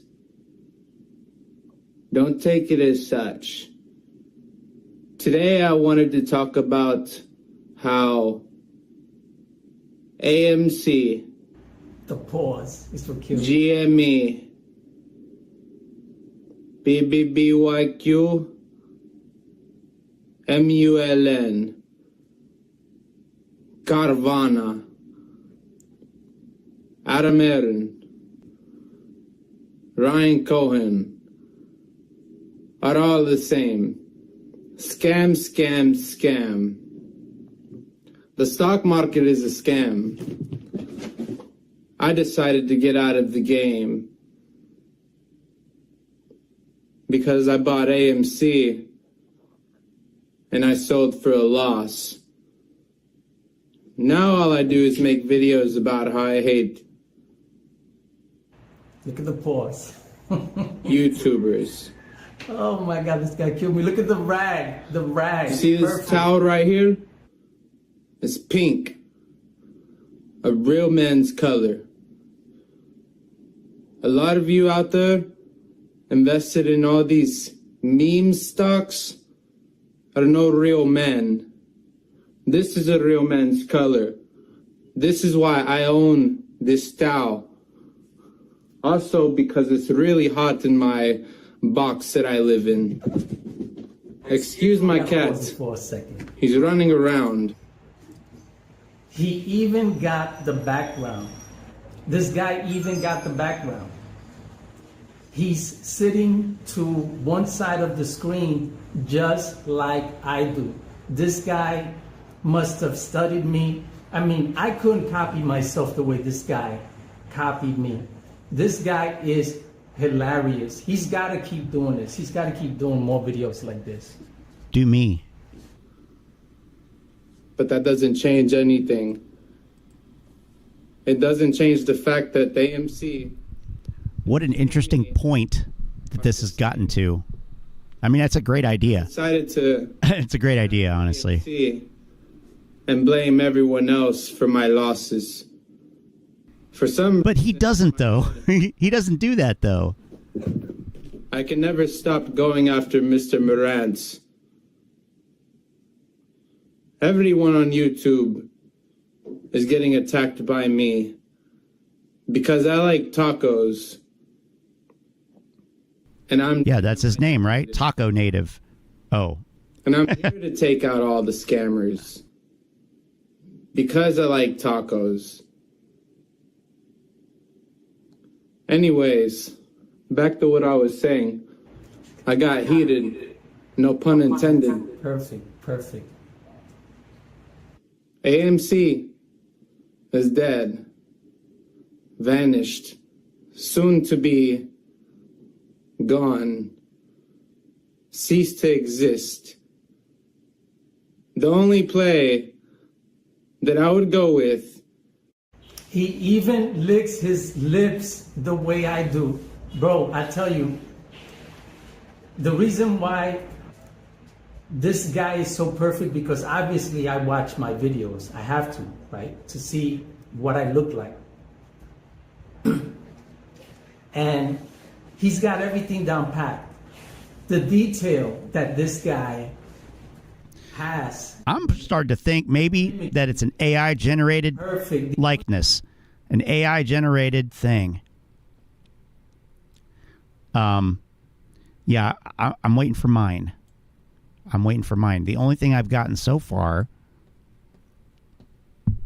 Well, we're not going to go down that road. Do we? I don't think we really need to go down that road tonight, do we? Okay. All right, what do we got here? We got Mikey. Mikey's money. Now, I'm worried about this guy. Can I say kid? I don't know. I'm worried about him. It's good. I am worried about this one. Yeah, let's see what he's got to say today. Today I'm going to be talking about AMC stock and why I am more bullish now than ever before. But before I do, oh dear, make sure to go down and subscribe if you are new to the channel. I do talk about AMC stock every single day. So I know it's been and you are a year. We're just like everyone else. 25% just in the year of 2024, and we have just started. Keep in mind that nothing has changed with AMC. The fundamentals of AMC are still amazing. Nothing has changed. Wait, hold on. It just kept getting more ridiculous. It literally did. There were 3 statements. Then they kept getting more ridiculous. Let's go back. 24, and we have just started. Keep in mind that nothing has changed with AMC. The fundamentals. Okay, nothing has changed with AMC. Okay, I'm not going to address these now. I'm just pointing them out. Just started. Keep in mind that nothing has changed with AMC. The fundamentals of AMC are still amazing. AMC is still making a lot of money, and AMC is not going anywhere. So AMC, the fundamentals are crazy. They're still making a lot of money, and AMC is not going anywhere. Oh, God damn it. Yeah, this fucking kid, poor kid. Yeah. I cannot believe, just as an aside, that in this day and age with the technology advancement, everything that we have, and we are supposedly this master species. We've mastered this planet. We're going to go fucking live on another one. Yeah, right. Yeah. But anyway, we can create money. We can create new forms of currency just like that. You know what? Oh, yeah, I just created 3, actually. We still don't know. We still don't teach people. We still don't have any clue, actually, about any of this shit. And here's an example right here. You know, talking about AMC making a lot of money. I almost said shitload. He didn't even actually say that. A ton. I think he said a ton. Is day. So I know it's been a bloody year. We're almost down like 25% just in the year of 2024, and we have just started. Keep in mind that nothing has changed with AMC. The fundamentals of AMC are still amazing. AMC is still making a lot of money, and AMC is not going anywhere. So AMC is not going to go bankrupt. Not this year, not next year, not the year after that. Which is why, in my opinion, not financial. Okay. This all-time low of AMC doesn't matter. Is a perfect time. What you think? Now I do see this actually. Oh my God! Come on. It might not happen. If it does go lower, I'm looking at the 440 area before we get. 440. The upside. Well, okay, so here we go. We got another guy picking bottoms here. All right, how's that go? About as well as when you pick your fucking ass crack. I mean, seriously, this is terrible, man. Goddamn. If you make really strong edibles, keep track of how many you eat. Don't just eat the whole lot on the. Don't just set the whole lot on the nightstand, right? And then don't make an AMC video after you eat them, right? $10,000, $10,000. Masters of our own demise, indeed. I hate when they pull up that chart like it's like what is good about that chart? Yeah, nothing is good about this chart. And is that they call this a waterfall chart, right? The style of chart. Why would you use that too, by the way? I can't. Well, anyway, it's a personal preference, I guess. But I guess he thinks it's got like a kind of a, I don't know. synthwave or vaporwave appearance or something like that. It's cool. I don't know. But I don't care what type, I don't care what style of chart I'm looking at. Yeah, man. And, okay, there's so many things here. So many things. But I'll just pick out a couple. I'll start with Table Rock Guy. I mean, hell, if you want to come into the voice chat over in Telegram and talk about it, or anybody else does, feel free to do so. I mean, you know, and you'll be on the stream, but I can talk too. But, you know, it's, oh, yeah, we know you can talk, Scott. This notion of, you know, charts going lower and it's just a discount. It's an opportunity to buy it lower because I believe it's going to go up later. At what point does that get abandoned? Like, at what point is it like, well, I mean, because I would be thinking that right now, right about now, or, you know, right about the last 2 years, like, wait a minute, hold on. Let me solidify what I've already, let me take, of course, this is, you know, ideal. Let me take some profit and then maybe, you know, if later on, then, right? So this is a lesson that people, I mean, should be able to learn. And I guess we're at the point where we can do we're at the point where we can do postmortems. Because I think these profiles are dead. I think these portfolios are dead. I think that this movement is dead. I'm calling it right now. I'm not saying it's done. You know, it's kind of thing where, yeah, we're in a recession. The stock market's going to crash. Sure. But is it going to happen right now? Is it going to go straight down right now? No, it's going to be a belabored, flippy-floppy kind of death, like, you know, a fish out of water, which is a sad death. Quite frankly, it's more sad than this. But we're not here to talk about that. Although it might be more helpful to people actually to talk about what's it like. No, just kidding. Raelvin Lynn says, I can't make an AMC video right now. Okay. Washing your hair, more important. Looks like someone kicked a rock off a mountain. Tahoe avalanche. Hodel, Ron, did you make it back home out of the snow? Hope so. Do telemarketing and you don't want to get me talking. Your car's warranty's expired. I've been trying to reach you. Well, actually, no, I mean, that doesn't preclude anything on our part as far as we're concerned, but, you know, appreciate the, you know, the concern. Moass, Tuesday at 2 p.m. Ron. At Ron. That's at you, Ron. So the chart, the price is going lower. They're selling it down before they pump it back up. And, you know, if there were any evidence, even if there were any established anything other than, you know, what we've seen, which, I mean, it's pretty not great.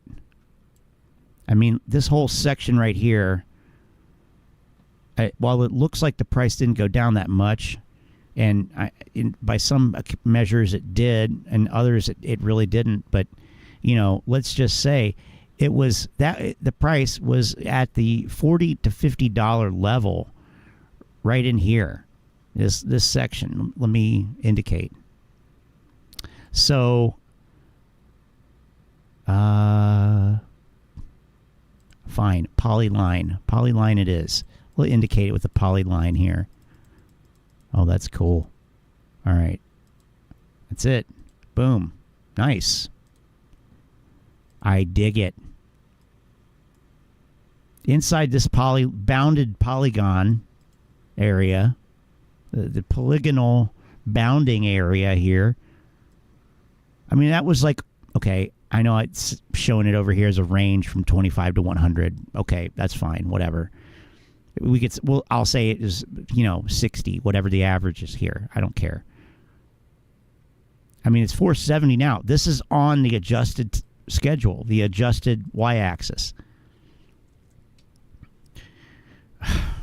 Bam. That's terrible. But what I'm trying to say here is this is basically a big old sideways slide. And while it doesn't look like the price went down that much, I mean, you could have been, doing the day trade, swing trade thing and whatever else. But I mean, I haven't messed around with any options on AMC in a long time. But it seems to me that this would have been a great, fantastic period to sell contracts. I don't know what the volatility was like then, but the actual what it actually did is pretty unbedazzling. A fish without water is like a person without a bicycle. I always believe the worst in the market. So for the last 4 to 5 months, I've been dumping a lot of money into the VIX. I like the hedge play idea.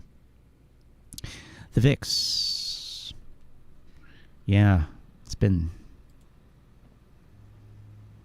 no, not really historic lows, but certainly a lot lower than anything we've had since before COVID.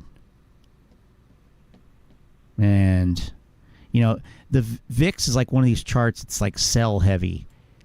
Like, I feel like, I don't know how it's possible. I mean, I don't know. I don't care. Like, technically, it's a visual thing more than anything. I look at a chart like this, and I look at a chart like DXY. It's another one. And I'm always seeing this fucking thing go down. It's like, it only goes down. Even when it goes up, it's a red candle. Even when it's higher, it's on red candles a lot, because it started higher and then came down. It trades down a lot. That's what I mean. That's what I'm saying. Anyway, so it looks heavy on the red. It's always wanting to go down. We're always wanting to minimize volatility, I guess. And this is based in, pricing out 30-day SPY at the money option contracts. So, and maybe more specifically, like, how much is the options market pricing in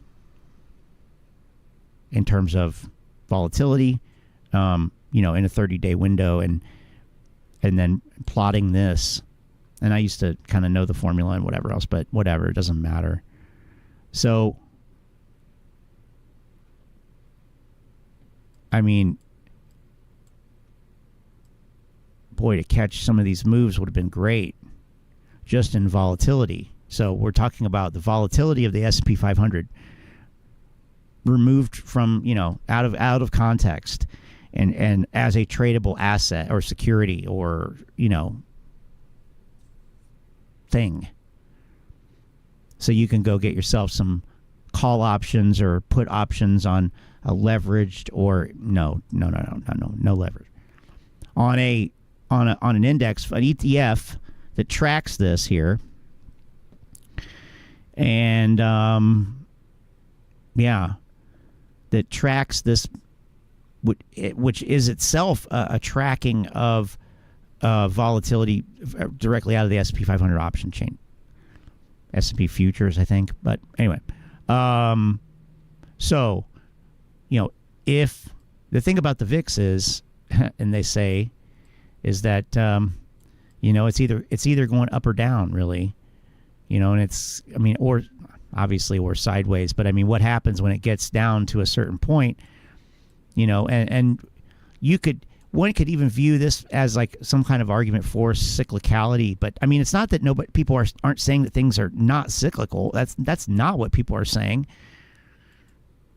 The notion that you could project or predict anything from any chart is what's being disputed. But I mean, certainly, like, grafting this onto, like, if you did this,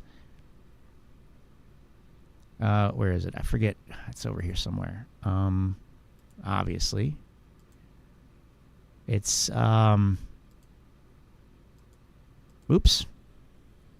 I think it's in that menu. This menu. Yeah. Bars pattern. This is how these grifters do this shit. They take this, and then you can copy this. You can hit Control C and copy that, and then you can Control V it, paste it in, and then you can move it around, and that's what they do.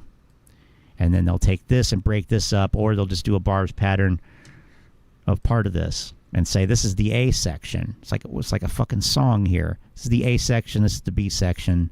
This is the chorus. This is the bridge. This is the reprise of the "We Take All Your Money," right? Or I think you can hit Alt maybe and copy or Control copy on this. I think usually it's Alt, but it's Control on here. So there's the cycle. See, now I'm a emotional baggie. There's the silicon. Look, it fits in perfectly. I just cracked the fucking code. Where is that guy? Yeah, the deer form slipper formation right next to the double Doritos, triple Doritos. 1284 cost average. It'll get back up. It'll swing back up.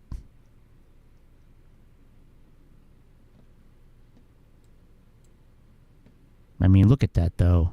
God. Really? Wednesday, Thursday. 2 greens here. Wednesday, Thursday. 2 greens here. Wednesday, Thursday. I bet what is this? Wednesday? Yep, Wednesday, Thursday. Wednesday, Thursday. Look, I can tell Wednesday, Thursday by the way the fucking candles look on the chart. Wednesday, Thursday. Get out of here with this shit. SIBO, you got some splaining to do. How am I going to sit here and be able to identify Wednesday and Thursday on any fucking chart? Wednesday, Thursday. Yep. Holy fuck. That's the key right there. Wednesday, Thursday. That's all you need to know.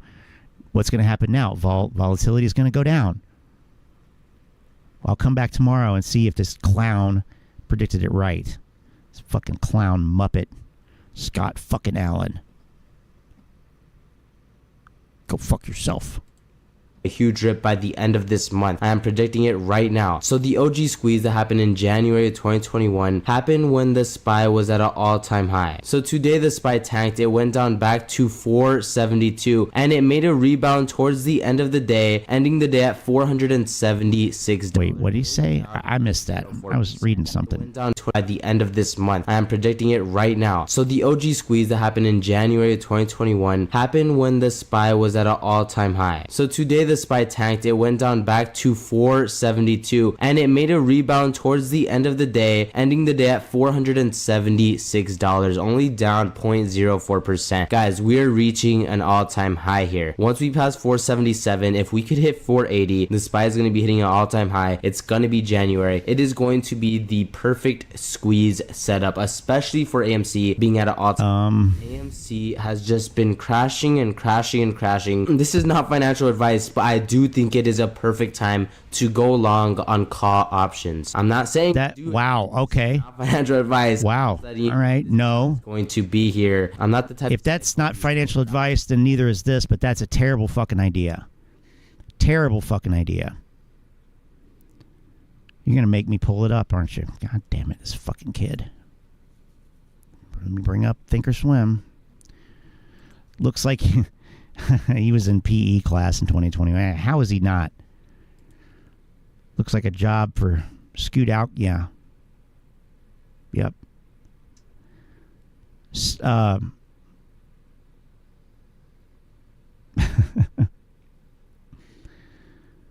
Shoo, man. What this is wild. This is wild.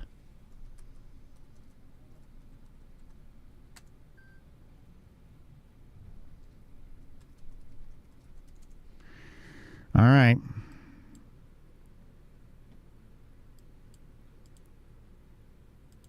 Moass Tuesday 2 p.m. on all memes.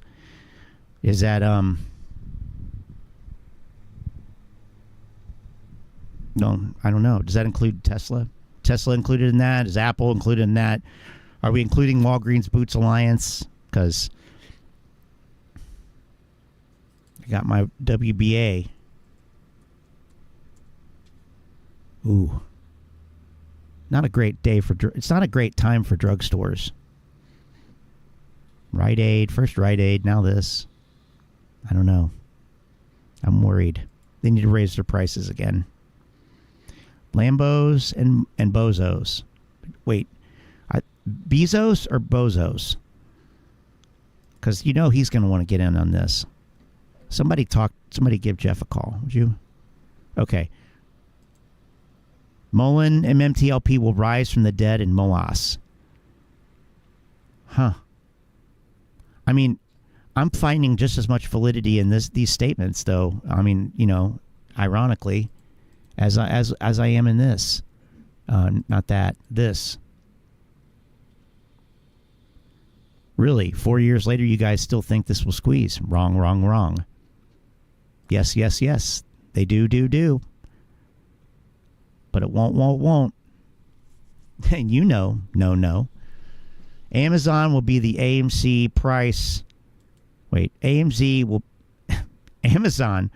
AMZ will be the only place to work or shop. It'll be like Costco in Idiocracy. Right?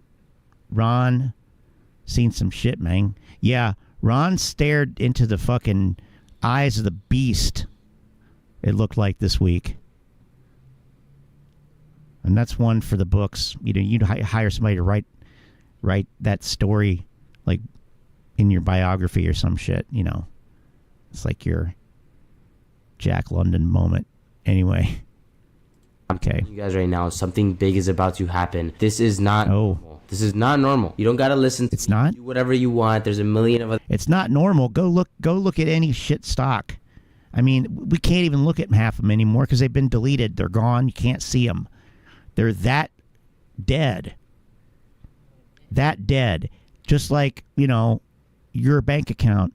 Once you've, you know, lost all your money and it's like 3-4 years later and you can't even get the statements anymore that showed that you did have money at one time.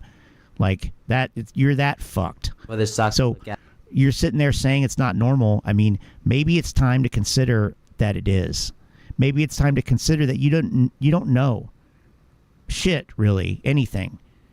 And to project and pretend that you do is harming people. To make blatantly false, misleading, unsubstantiated comments, statements, assertions, opinions. I don't know where I come from. You know, you don't go out and start talking out of your ass if you can't back it up. And you certainly don't expect people to follow you and believe you and then act like an asshole when people question you and ask you questions and you know, try to pick away your argument. And these guys have done that since the beginning, or they just ignore you. And they don't address it, and they continue to grift even harder. So, you know, you could do that in 2021. It was a new thing. People hadn't been really used to it. The mania was real. The money was there. Money was cheap or free. It was there. The FOMO could be done, you know, reasonably effectively. I mean, it was a scammer's fucking paradise if you were, you know, doing that kind of shit or participating in it or whatever. I mean, you know, I'm not going to say it wasn't, but you got to realize, you have to realize, and you know, this is where I'll just brag a little bit, you know, about people that are here, not anyone specific by name, but you know, that's why you need to be around people that push you to question things, first of all, number one. And I don't, like, the AMC subreddit, AMC stock subreddit does not count. Watching these YouTube pumpers does not count. You need to be watching ALKEN and Corax and, you know, other people that, which there aren't that many, I'll give you that, there aren't, but we've been here. We've been here. Other people have been able to find us just fine. So I think it's more of a them problem. They don't want to question it. It's uncomfortable. It's painful. You know, you don't want to address it. I know. But at some point, like I said, when does it set it? I don't know. We might be getting to that point. I don't know. I don't know a lot. See, I keep saying that. I don't know. Yet he knows, these people, they know everything. I mean, I got some Donahue George. Teflon Don outdid himself today. He let something slip. Well, I'll let it slip that I think that it's a turning point in the myth, the man, myth, and legend of Teflon Don, Donahue George. He is going the way of the dinosaur, my friends. Okay. You can't even say it. I can't even say it. I don't even know what you're saying. I can't because I don't know what it was, literally. So you're right. I can't even say it. You're referring to Model 3 dude, aren't you? Yeah, of course. Spending most of their lives living in a scammer's paradise. Yeah. True. That's true. I mean, yeah, those of us who remember life before the internet, and not that there weren't scams, I mean, certainly. But it's just so easy. Like, did this kid's mom actually ever think that she would live to see, and maybe she's, maybe she kicked the bucket. I don't know. But I just assume that his mom's alive and that he lives with her and she's just down the hall, like 3 rooms away right now from when he made this video. And she probably doesn't know anything. Obviously, she doesn't know anything about finance, right? Because if she did, the kid probably would be a little bit more educated and be able to know the difference between revenue and profit. So once we heard that all bets are off at that point. You're dealing with a dummy. Sorry. And I mean, why should we even bother? AMC stock. Did you know that at one point Amazon lost more than 90% of its... I love it. But long-term investors still got rich. What saved Amazon? From this article, the company weathered the storm, reportedly because of shrewd management and a lucky last-minute infusion of capital right before the bubble burst. History doesn't repeat itself, but it often rhymes. So basically, it does repeat itself. It does. And I do think a squeeze with AMC is coming. It doesn't have to be up 1,000,000%. Now, wait a minute. No. Wow, okay. When in doubt, just say it anyway. Let's hear that again at regular speed. That was great. Reportedly because of shrewd management and a lucky last-minute... I think he meant to say shrewd. Shrewd as in miserly. Cheap. Cost-cutting. Efficient, okay? That was in order of like negative connotation to positive connotation. Cost-cutting. Effective. Extremely efficient. Infusion of capital right before the bubble burst. History doesn't repeat itself, but it often rhymes. So basically, it does repeat itself. It does, and I do. No, it doesn't. It really doesn't, because what you are. In fact, this is great. This is a great fucking moment right now, because you I understand when you're 19, 20 years old, however old this kid is, you have no interest in anything except whatever the fuck you want to do. And apparently, kids nowadays, can do this, can be finance influencers, I guess, supposedly, or they can trade stocks even, or options. Like, I mean, I didn't do that then, 20 years ago, but it's just an aside. Anyway, 20 years ago, it wasn't this easy. It wasn't this easy at all. And you certainly weren't getting it for free. And well, it wasn't free, but people knew it wasn't free because, you had the commissions and fees and everything. So it was different, but you could trade if you wanted to, but it wasn't the same. I mean, hell, social media wasn't really a thing, although it has been a thing ever since the beginning, going back to large computer systems. But anyway, the way that it's used in a personal sense among individuals and corporations, it's right, it's a unique thing. And then so I'm not really able to really put myself in the mindset of a 20-year-old now and know what it's like growing up in this scammer's paradise. But I mean, it used to be that if somebody find out that where'd you hear about that?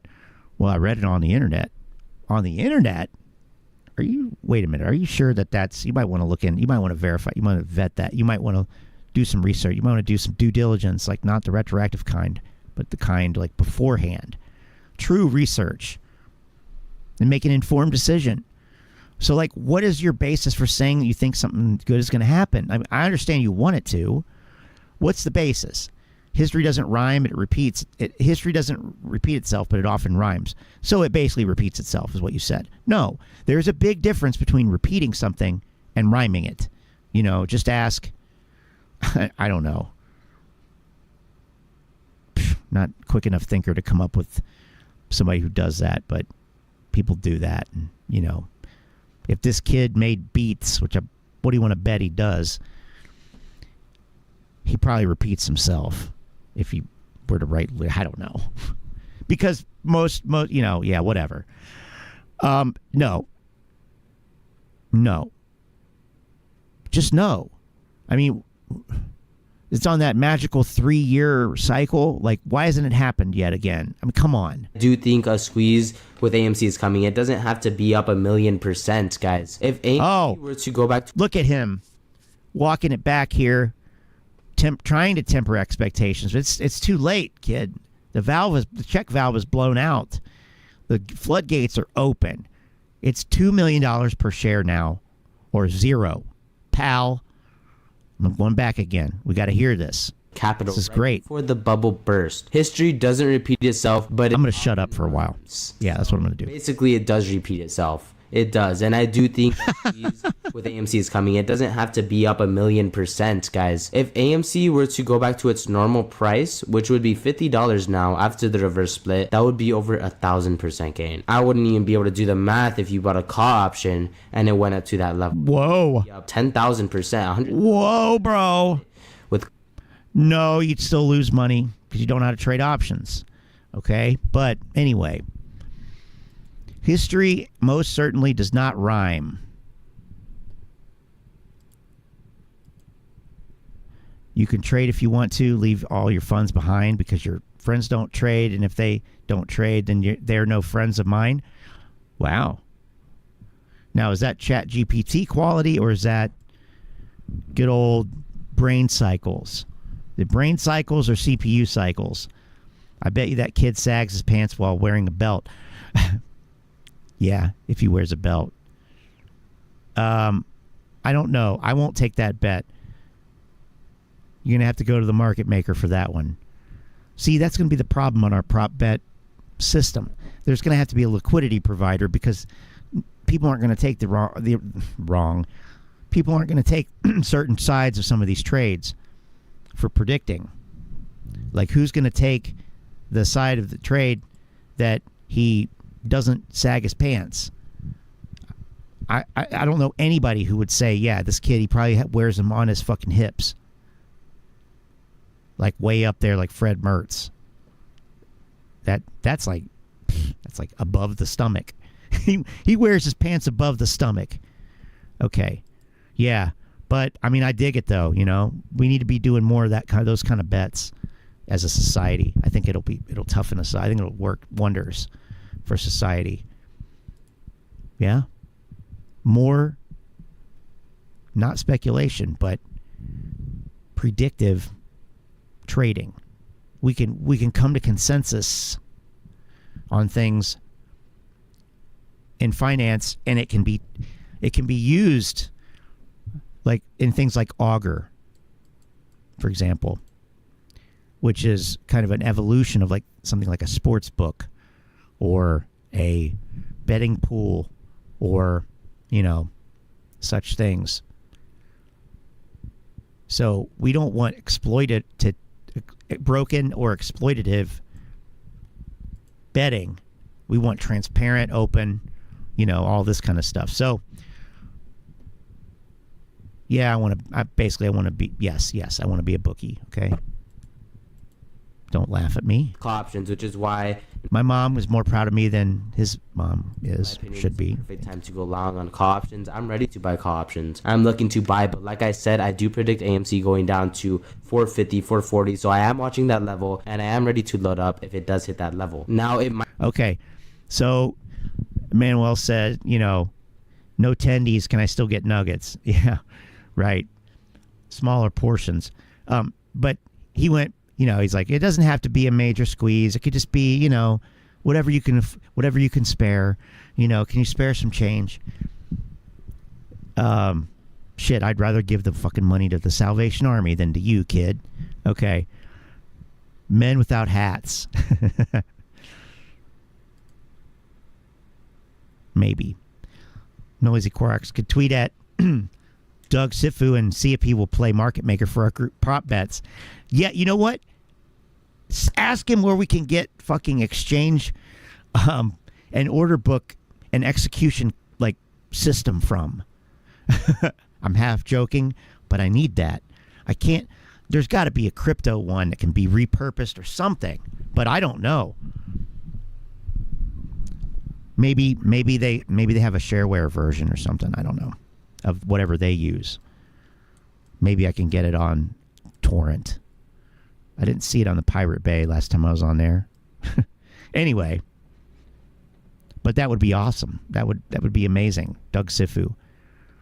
I'd like to talk to him. Might not happen. It might get rejected at 470 and just squeeze tomorrow, especially with the S&P 500 reaching almost its all-time high. When the price keeps... Why is that required?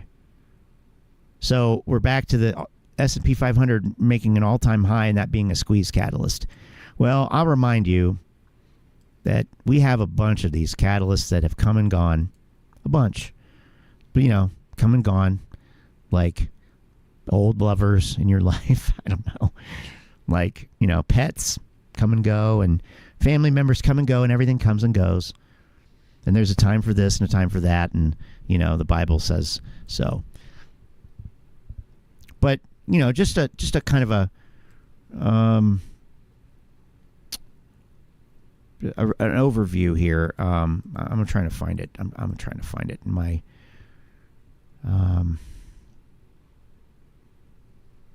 list of pictures here. I'll get it eventually.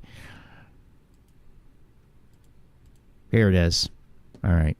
This was a video thumbnail from several months ago. And I know it's a little fuzzy, but I think we can manage. Failed squeeze catalyst. So this was when the APE special dividend was announced. Remember that one? APE. Or the alternative one that they didn't end up using, RAPE. A good thing they didn't use that one. Because they got raped. But in the background, all the other ones there. DTCC regulations. We hear these on a cyclical basis. It's a 27-day cycle, I think. SEC investigations. Earnings reports. NFT marketplace. Popcorn sales. Market crash. Market recovery. Lawsuits. GameStop split. Media FUD. Options or gamma. Pandemic ending. Buying a gold mine. Box office. FTDs. Nobody's selling. And computer share. And that's not all of them either, but there's a lot of what we had seen up to that point. Now, APE special dividend was the one being highlighted here. But Mikey just mentioned, AMC might squeeze because the market's going back to all-time highs. Or maybe it will. So I am watching that level, and I am ready to load up if it does hit that level. Now, it might not happen. It might get rejected at 470 and just squeeze tomorrow, especially with the S&P 500 reaching almost its all-time high. When the price keeps dipping, but I'm out of cash to buy the umpteenth dip of the year. I don't get paid for another 2 weeks. Battled my average down to $35 from $51 last month using a Christmas bonus. Wow, that's amazing. To move out from strict. What? All the money literally vanished. What? Every dip. Am I stupid? Probably. Being 1,000 down in the red hurts like hell. Probably. God. The hedge funds want me to feel. But selling at these lows will be. No. So I keep holding on. Okay. Hedge funds don't give a fuck how you feel. I mean, that should be obvious. Let me just generalize. Nobody cares how you fucking feel. Especially when you're mad because you lost money on something stupid. That is literally something that nobody in the world cares about. And I don't really, you shouldn't either. We certainly don't. God. I mean, it's like, it's crazy. I mean, I keep doing the same thing and I keep having the same undesirable outcome and I keep doing it and I make sacrifices to do it more because I think I'm not doing it more. I'm not doing it enough. I'm not doing it with enough zest, enough meaning. I'm going to do it more with more emotion. And it still is the same outcome. Am I stupid? Am I doing something wrong? I mean, do you realize what you sound like? Sick and tired of the BS manipulation of our stock and the infighting of the apes. I remember. Yeah, it's miserable. It is fucking miserable by any measure. So why in the fuck are you sacrificing your fucking Christmas money down house, move out from the parents' house money to keep yourself stuck right in the same goddamn rut? I mean, come on. Like, where are your parents? Do they know about this? Do they know what you're doing? Or are they somehow worse? I don't know. Who the fuck even knows? Right? Is that what you're saying? Is that what you're saying? Or are you saying what are you saying? Remember when we all had one enemy, that being the hedge funds and everything they stood for? Well, you see, that was a false narrative. That was wrong. That was false. Each other's throats. That's the problem. You were sold a false narrative.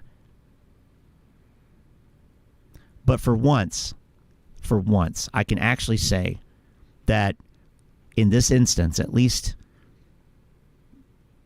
in a few instances, the mainstream media actually gave you what you needed to see through this bullshit.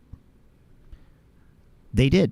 They gave it to you, but they also gave you a little distraction, gave you a sleight of hand, and a lot of people fell for the sleight of hand, which is fascinating to me.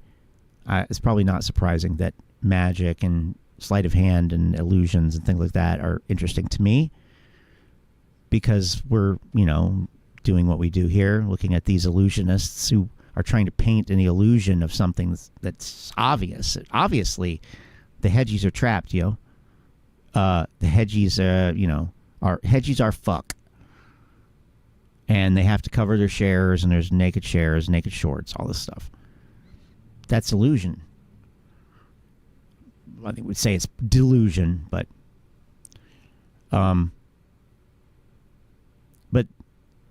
the mainstream media usually creates those, and they did. Well, they did, but they also, and I'm gonna. Yes, I have an example. I have examples for days here. Maybe not for days of that, but I have examples. So hang on. Let's continue to listen to Mikey while we days where we had large green days. We were united against the elites and just monkeying about. Now it's just the elites. The ramp. Yeah, good. That's a good plan. Few weeks with the manipulation and infighting over the price, reverse split, Adam Aaron, and I just need to vent a little bit. So that's just an ape letting it all out, screaming internally. And I do feel this guy. Personally, my average price was at $27 when the reverse split happened. I averaged down to almost less than $10. I did post every time I bought and sold on the video I made like 2 days ago. Y'all could go watch it if you want. It's called Why I Started Talking About AMT Stock, but it's all in there, guys. And being down 50% also hurts. I mean, I know a lot of people are down more than me. I know a lot of people are buying the dip. Me personally, I'm buying the dip because I do know for God, of course you are. Very soon. You don't got to listen to me. You don't gotta... Wait, you know for a fact? Let's hear it then. What is the fact? Let's hear the fact. AMT stock, but it's all in there, guys. And being down 50% also hurts. I mean, I know a lot of people are down more than me. I know a lot of people are buying the dip. Me personally, I'm buying the dip because I do know for a fact something big is happening very, very soon. You don't got to listen to me. You don't got to do anything, but I just feel it in my... So he's using that other definition of fact, right? The one where it's not a fact. The alternative fact definition. He knows it for a fact. You don't have to believe me. And I'm not going to tell you the fact, apparently. So it's like when people say literally, and they don't mean they literally mean figuratively, but they say literally because literally means figuratively now. Everything means the opposite. It is the opposite society. Well, I mean, I guess they've been watching this chart forever. They've been watching these charts, and it's a fact. I feel it in my plums.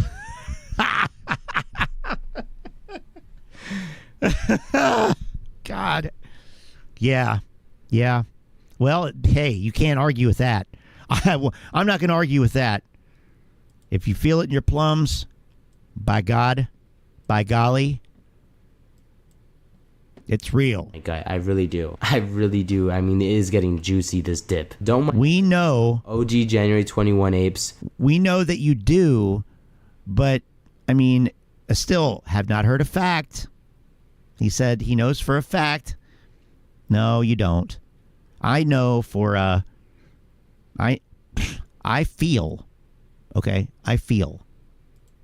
The dip. He feels. Just waiting for Adam Aaron to tweet something about the price. Like, why is he so quiet? He wants to tweet about Taylor Swift. Like, what the hell? Because he knows that he's put out shit for fucking movies over the last 3 months. Okay? You want to be honest about it? Movies fucking suck right now. Nobody fucking wants to go see goddamn, I almost said Shrek. What the fuck is it? Fucking Wonka. Or any of these other stupid movies that were supposed to be the next fucking greatest thing since fucking Wizard of Oz. I mean, why don't they just do that? Why don't they just play the fucking Wizard of Oz? You'd have more people come out for that than these brain dead films that they have now. And I'll include Barbenheimer in that shit too. Who fucking cares? All this shit is fucking lame. It sucks. All of it. Every last fucking one. It's garbage. Okay? Now, I don't necessarily believe that, but there are people who do. And everything in between your brain dead ass on the, oh my God, I'm going to go every movie and buy every popcorn and buy everything, every souvenir, and I'm going to tweet it, and it's going to make the price go up. Between a diehard AMC shill like Sojka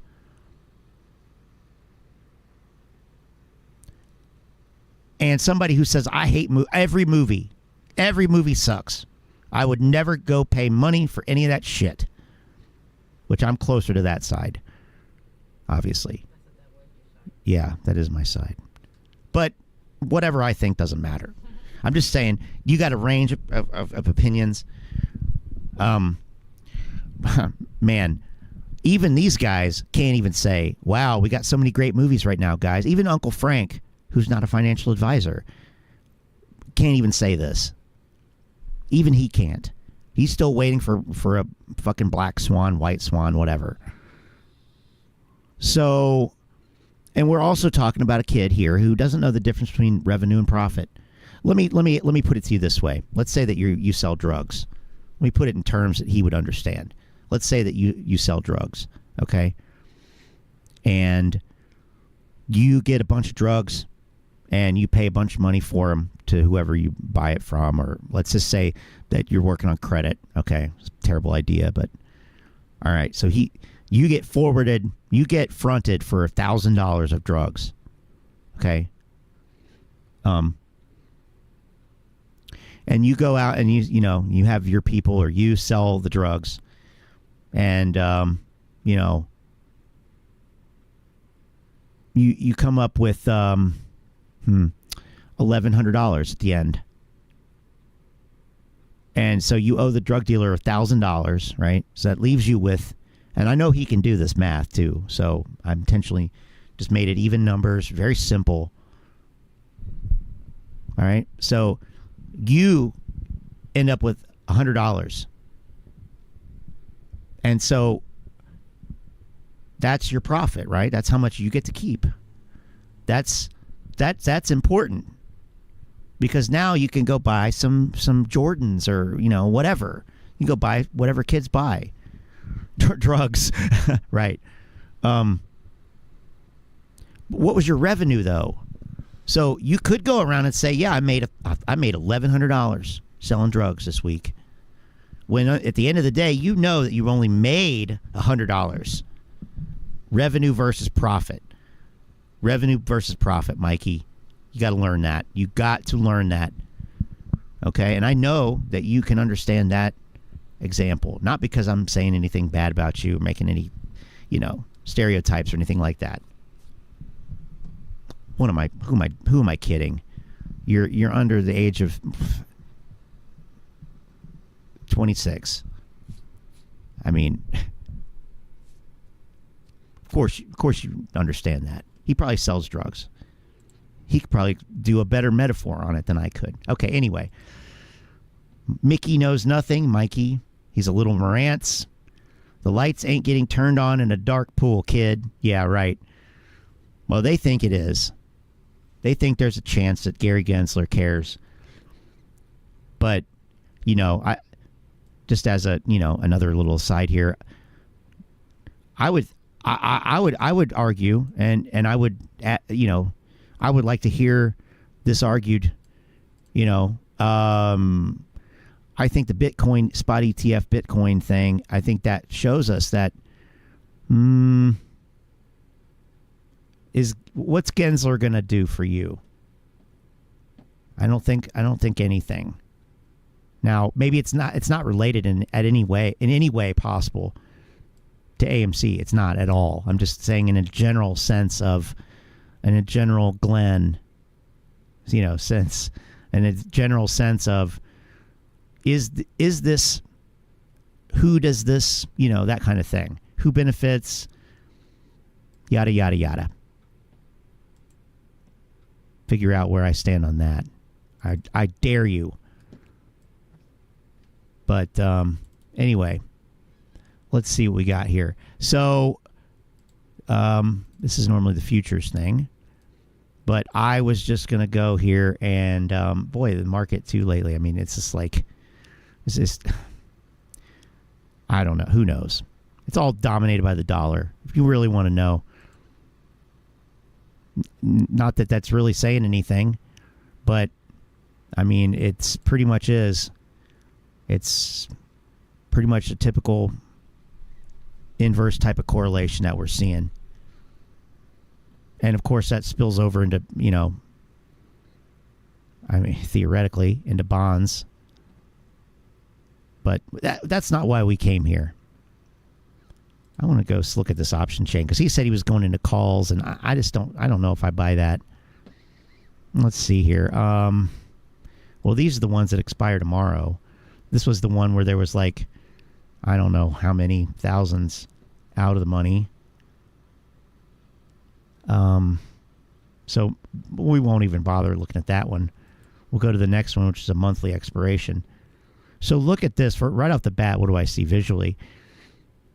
I'm looking at all the strikes, and there's only 1, 2, 4, 6, 8, 9 strike prices that are in the money, basically. Look at all these out-of-the-money strikes, all the way up to 28 on a $4 stock. I mean, it's ridiculous. And look at how many are open there are. 54,000 open at 28. Let's look at that. Let's look at that chart. Let's copy that chart. Let's go over to charts. Let's go to the flexible grid. Maybe.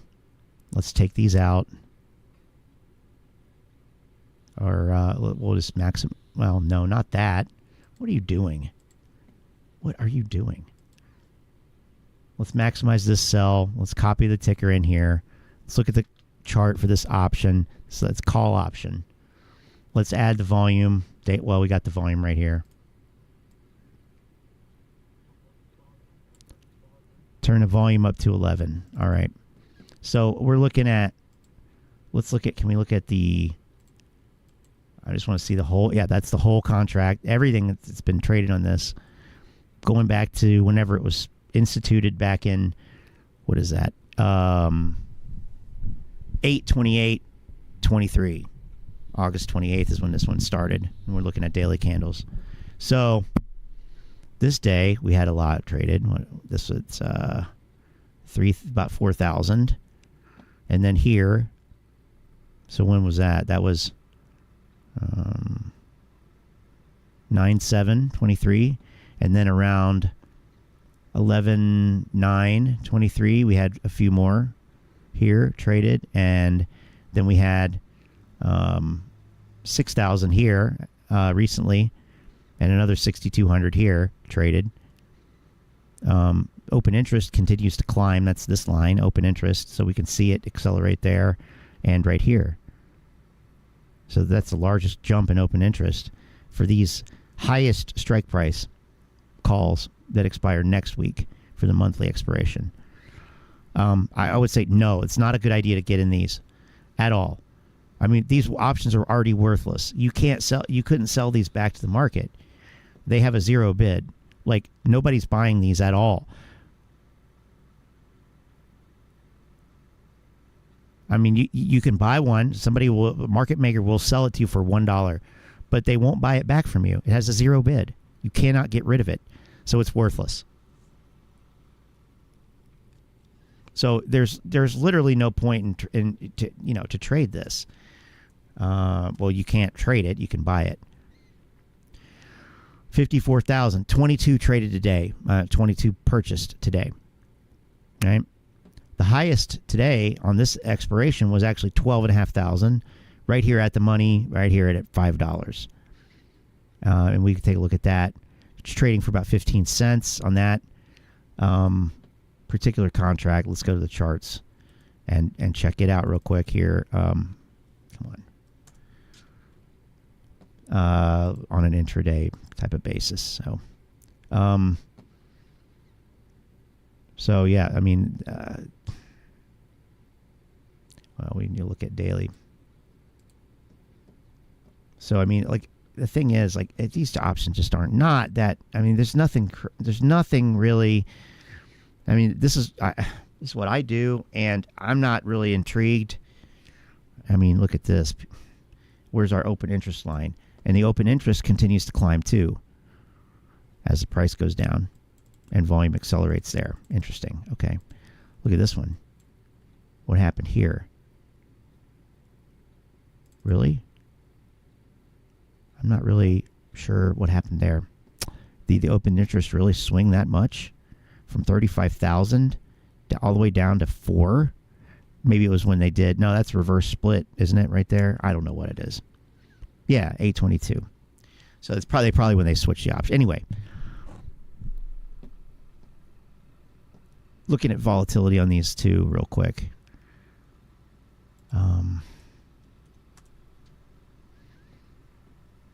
These are sitting right around 100% implied volatility. That's for next week. For this week, you got, closer to, I don't know, $1.25 or something like that at the money. But you quickly move away from that in both directions there. So obviously, implied volatility is kind of the lowest at the money, especially as contracts mature. So anyway, I don't like to give advice or whatever, but I just, it's not really so exciting of an option situation here. 125,000 total contracts traded. It's showing an overall implied volatility sort of average at 112, which it gives us an IV percentile of 6. So 6% of the time, what is this telling us?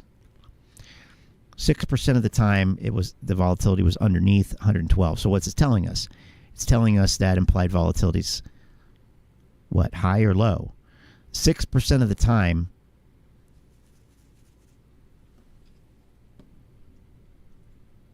No, I'm actually asking because I forget. I don't really look at this that much. Which is funny because I used to a lot. Percentage of days over the last 52 weeks that implied volatility is traded below the current level of implied volatility. So most of the time, only 6% of the time was it underneath where it's at now.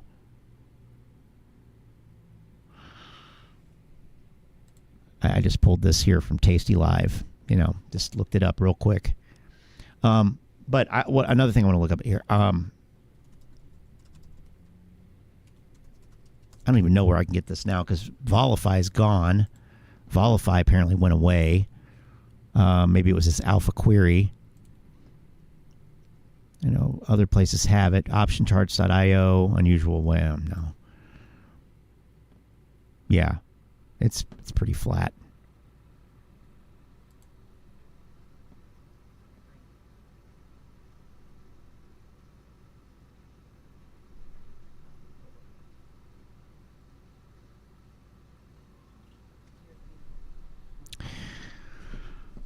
So, volume's low. I mean, it's just not exciting.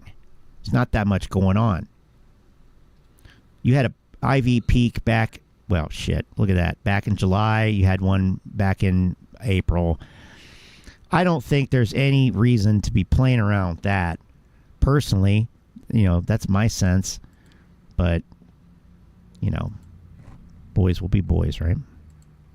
Okay.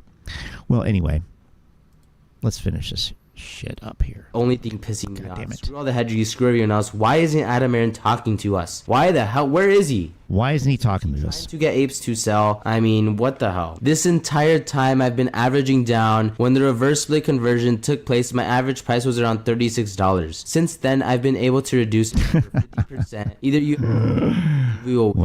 blame CEO. You really want me to answer that one? His job as a CEO and improving the fundamentals. Apes not leaving. Aileron is raising cash. Aileron is raising money, but why isn't he talking to us? Why is he so quiet? He hasn't said anything about it. Probably because whenever he does, you guys fly off the handle and treat him with such disrespect that he doesn't see the point. And it reminds him that he was retarded to ever think that you could ever do the right thing and put things in perspective properly and not blame people that have no business being blamed for problems that aren't theirs at all. I mean, his job is to run a fucking company, not worry about a bunch of kids who lost money on meme stocks 3 years ago, for Christ's sake. I mean, the fact that you can't get that and the fact that you don't apparently know how to differentiate between revenue and profit, that's a problem. Do you not see that that's a problem? It's a problem. It is a problem. This whole year. And it sucks, but at the end of the day, we do have to have faith in him. As long as he's CEO of AMC, we have to have faith in him. That's just it. But that's going to do it for this little update on AMC stock. Why I'm more bullish than ever on it. You gave absolutely zero reasons for why you are bullish, more bullish than ever. Well, here you go. This one's for you, Mikey. What you just said is one of the most insanely idiotic things I have ever heard. Everyone in this room is now dumber for having listened to it. At no point in your rambling, incoherent response were you even close to anything that could be considered a rational thought. I award you no points, and may God have mercy on your soul. Amen. Hear, hear.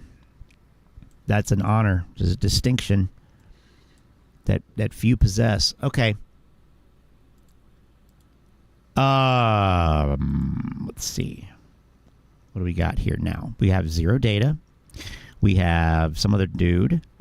We have someone's last AMC update. We have some other shit. And, let's see. How about this one? Okay. Oh, look who just dropped a video. Morant's Rants. Morant's Rants. What's he talking about now? What's that Morant's talking about now? I like him. Morant's Rants. I'm busy watching Scott. Well, Darth stacks a lot. Is that the dude is that the same guy who was on the video of the space call with the Hollywood reporters? I can't remember. Private equity investigator Morant's. Yes.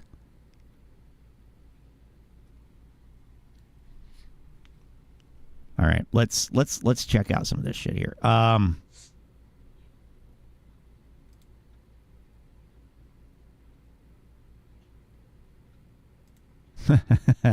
That's a good picture.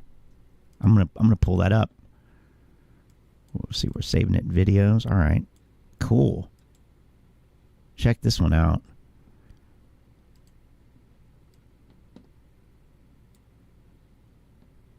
I love the stock.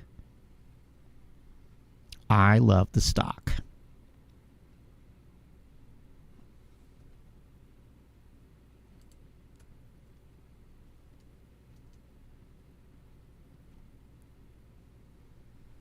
Damn, can't read it. I mean, obviously you can read that, but can't read what's underneath it. Dang it. I know. I've been told that it may not say the job description or job title there, but it may. I just thought I'd check. You don't have a high-res copy of this, do you? Man, well, I'm going to need a 4K version, please.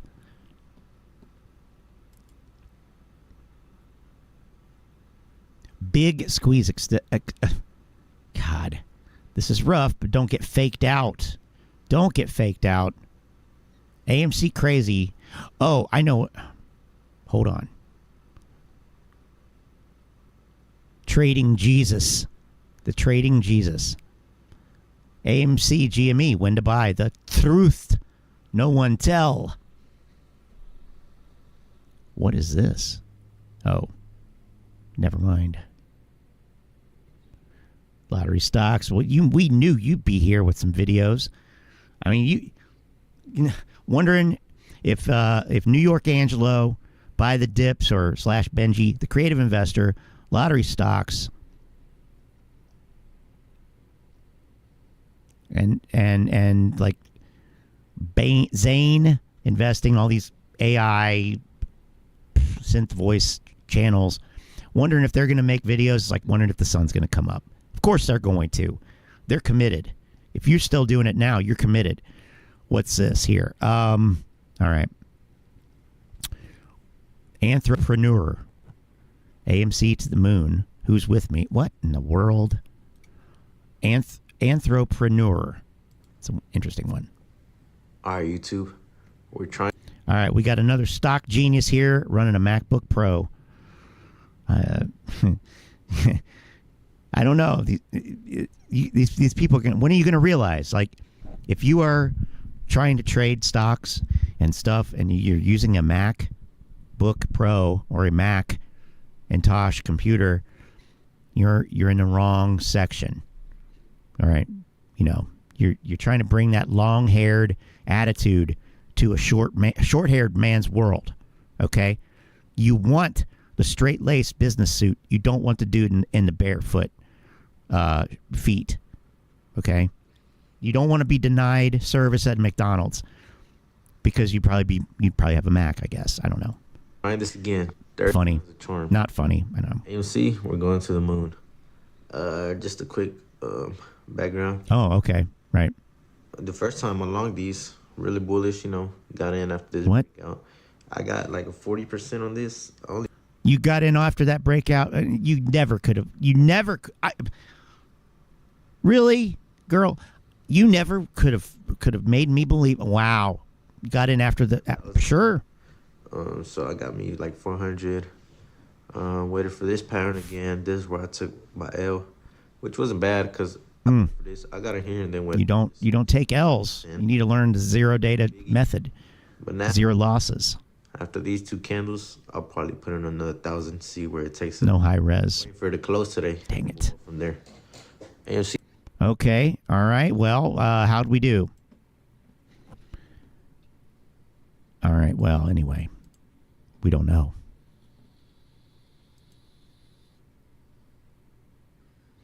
What I wanted to do was look up. Yeah, I know. There's just too many Donahue Farrakhan. Okay. This guy is a good bellwether of what's happening here. Wow, look at that. Is that the same video posted twice or just two copies, but both from 14 hours ago? Wow. Amazing. Okay. So we'll take this video right here, for example. Will Adam Aaron do another AMC reverse split and steal another 90% of our shares for free? For free. SEC, DOJ. Well, listen. Advice, not legal advice, for entertainment and educational purposes only, and anything I say is my opinion. Please don't make any financial decision based on anything I say in these videos. That being said, hit the like button, subscribe button, all that YouTube algorithm stuff so you get the videos I put them out. See them analyzing that data. Oh, God, it's 11 o'clock already? Fuck. That's as false. It really gives a false narrative of the market so we can make bad trading decisions. Listen, everybody seems to be very, very concerned that Adam Aaron might do another reverse split. They seem to be concerned that the actors are conspiring with Adam Aaron to push AMC down to $150 or $2 in order. This is the dumbest shit ever, dude. Yeah, he's conspiring for the stock for the company that he's the CEO of to be pushed down to $1.50. Not so he can buy shares to help out, just to help out his hedge fund buddies, because he's so deep in the hedge fund world. See, hedge fund is like basically the same thing as private equity, I guess. No, it's not. But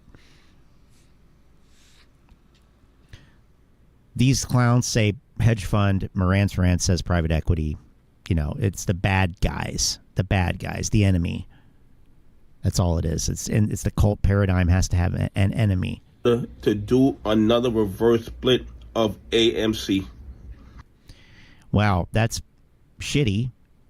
But he's going to sit here and say that he said this was going to happen. And I'm going to tell you guys something. If you look at my old videos, it seems like he's even excited. Look how excited he is. Those eyes. Look at the excitement for him to sit here and give us I told you so. I knew it was going to go down like that. Listen. This has a high probability of happening. Well, that's good take. You actually got one, maybe. Do over the past. All right, but we're going to skip past it. On the AMC, yes. All right, here we go. Do I think it is possible that Adam Aaron and his co-conspirators are planning another reverse split on the AMC? Yes, it is possible. Of course. Likely. And I'm not possible, likely. It's happening. I'm telling you that everything I've seen Adam Aaron do over the past 24 months tells me that he does not work for retail investors. He does not work. I think he would tell you that. He doesn't work for retail investors. I mean, you're choosing to invest in the company that he's the CEO of. If you don't know what the CEO does, well, that's retroactive DD that you need to do and find out. But his job is not to ensure that retail investors make good, smart, profitable trades using his company's stock. That is not his job. Some people are, some people aren't. It doesn't matter. It's not his job. That affects nobody, actually. That has no bearing on anything. That just means that you suck at doing this. Okay? You made some questionable decisions, and you didn't learn from them, apparently, because 24 months later, like you said, you were sitting here pushing this brain-dead bullshit of stealing 90% of shares. Well, what happened to your fucking cost? What happened to your fucking portfolio value? Is it the same? Was it adjusted? How does it work? I don't know. We can't ever know. It's so mysterious. It's all false, fake data. Get the fuck out of here. Take responsibility. Read a fucking book. Read Wikipedia. Look some shit up and until you understand it enough to talk about it. Shut the fuck up.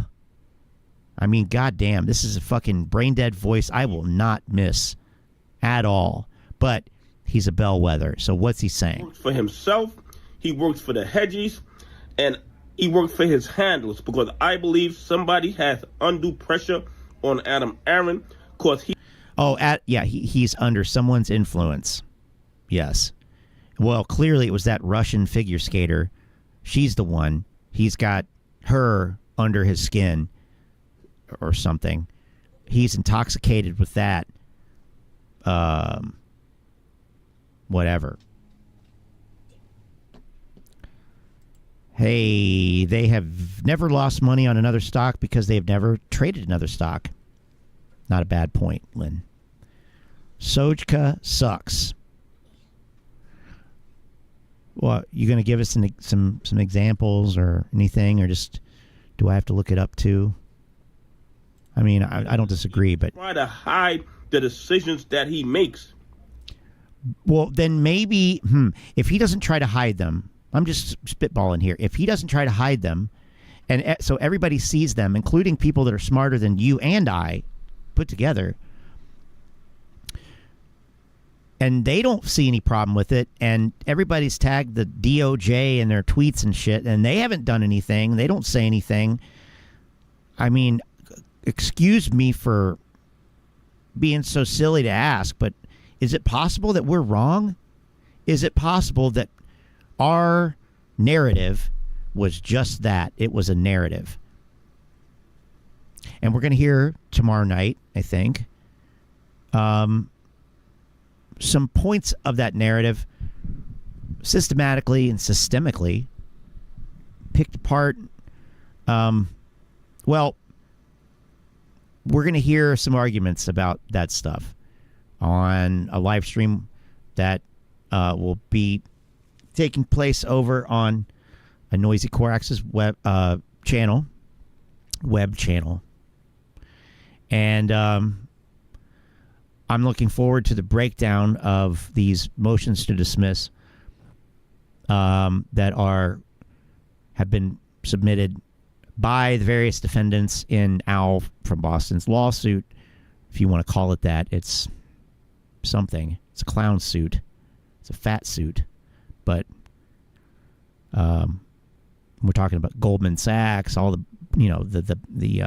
exchanges, all the quote unquote bad actors in their eyes, all the ones who conspired, as it were. Like he said, that these entities have conspired to do this. Well, it's everybody who conspired to do it in their mind, basically. And we're seeing some of the documents and seeing things in black and white in professional legal language, the same things that we've been talking about here since July of 2021. I mean, literally, quite literally. So in the spirit of that, let's do this before I finish this video, because I know this is going to be the last video because it's late.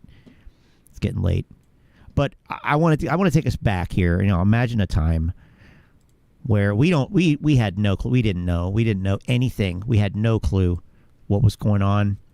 We didn't even know when we were going to be able to go out and get an ice cream cone or toilet paper. I'm talking about 2021, or when,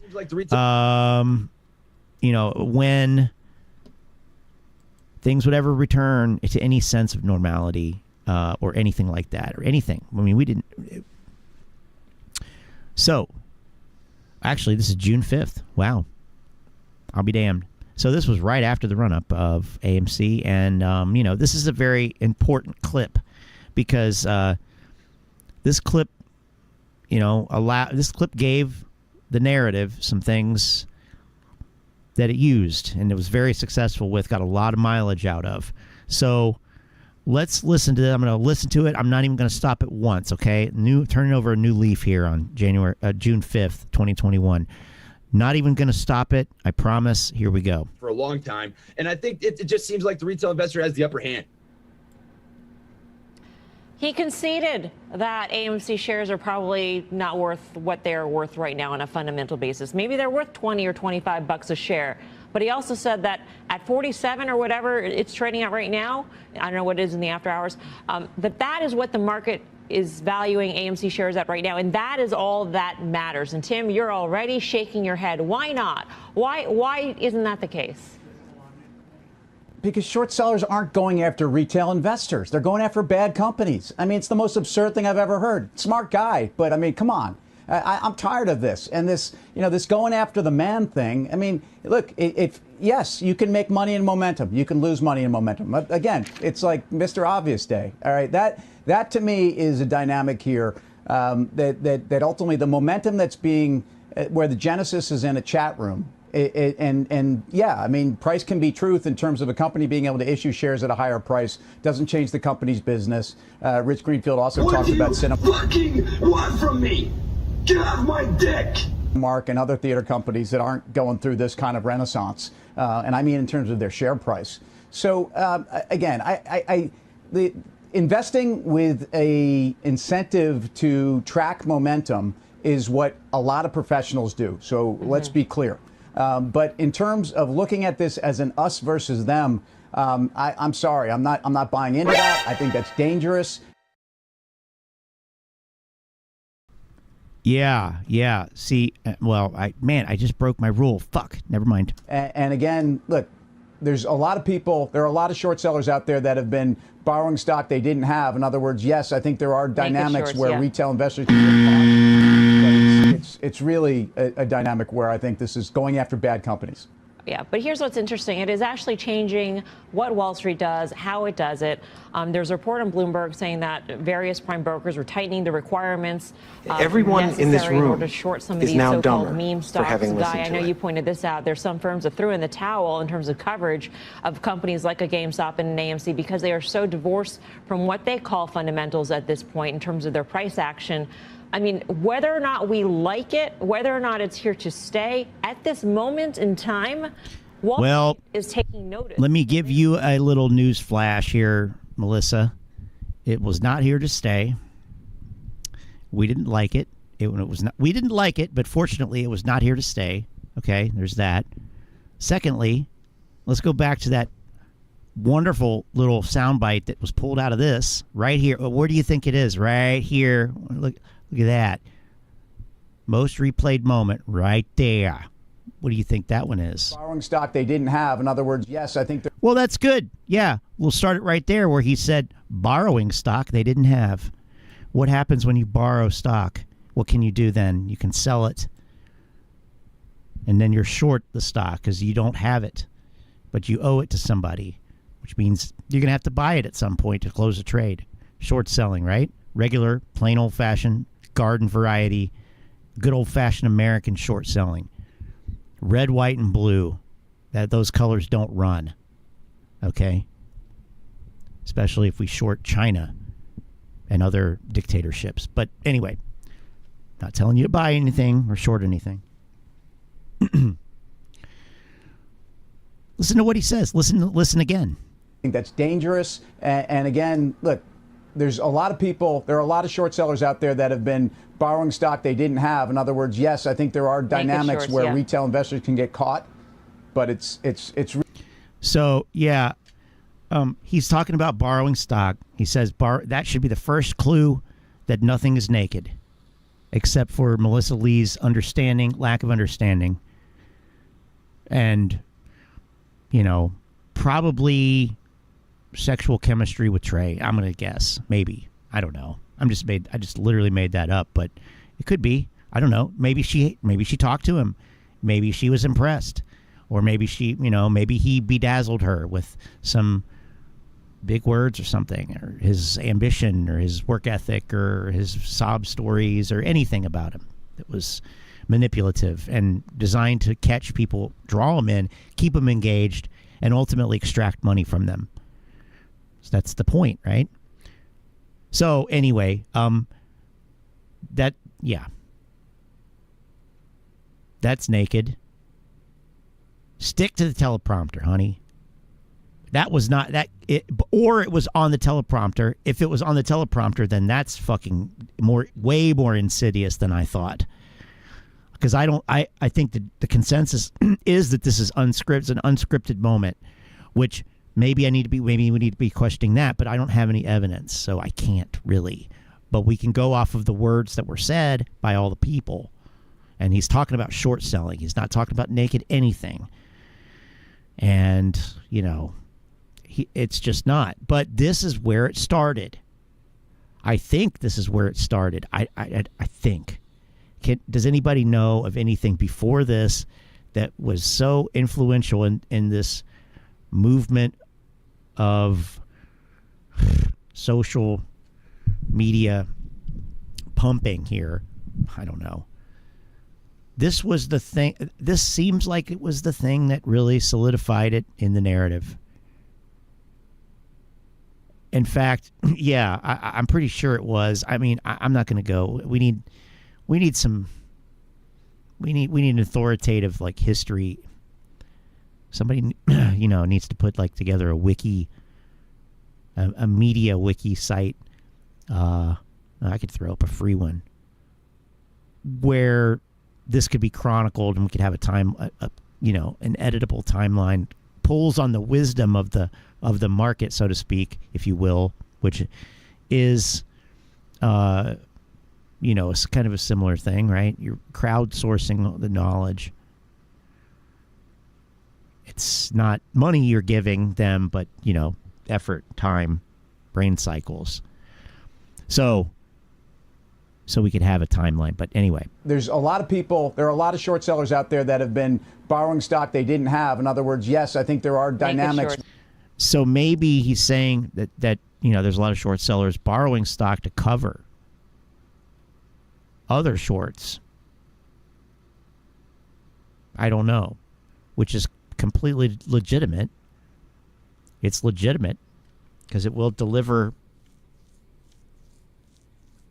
a share to them. But at some point, and that's the thing, is like everybody always thinks that if something is really high, right, that it's going to go higher. They think it's going to go higher, so they buy it. And that's what got a lot of people trapped up in the overhead supply zone up here on this one. On this one. The box, not the bounded polygon. But so you got a lot of that. And when it's going lower, it's like everybody thinks that they can, pick the bottom and this is going to be the bounce, and it's not, and it keeps going lower, and ultimately, I'll just keep dropping it, hedgies. I mean, it's just more of a discount for me. I'm going to buy more shares. Okay, well, I can't imagine really believing that and doing that, thinking that it was going to do something, but okay. So I don't even remember where I was going with any of this. Like, I was here. Yeah.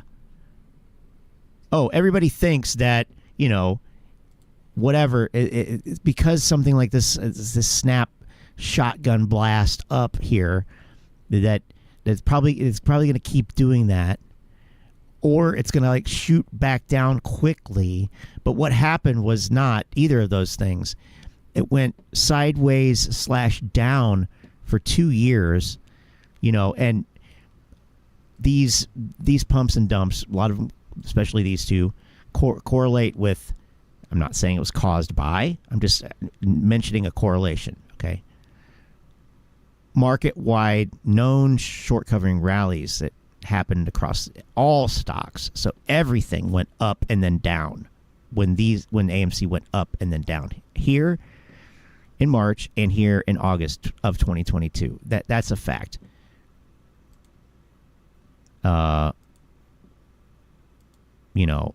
We can see that.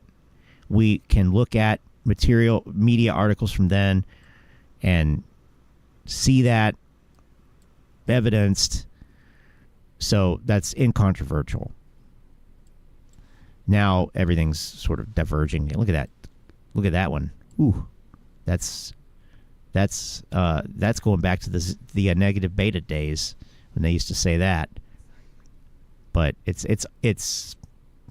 up and down. But well, how's she doing? Oh, I don't know. She's up and down. She's up and down. Not so great. More down than up. But whatever. Who's counting?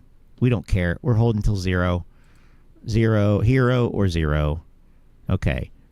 So this is a narrative. This is part of this narrative.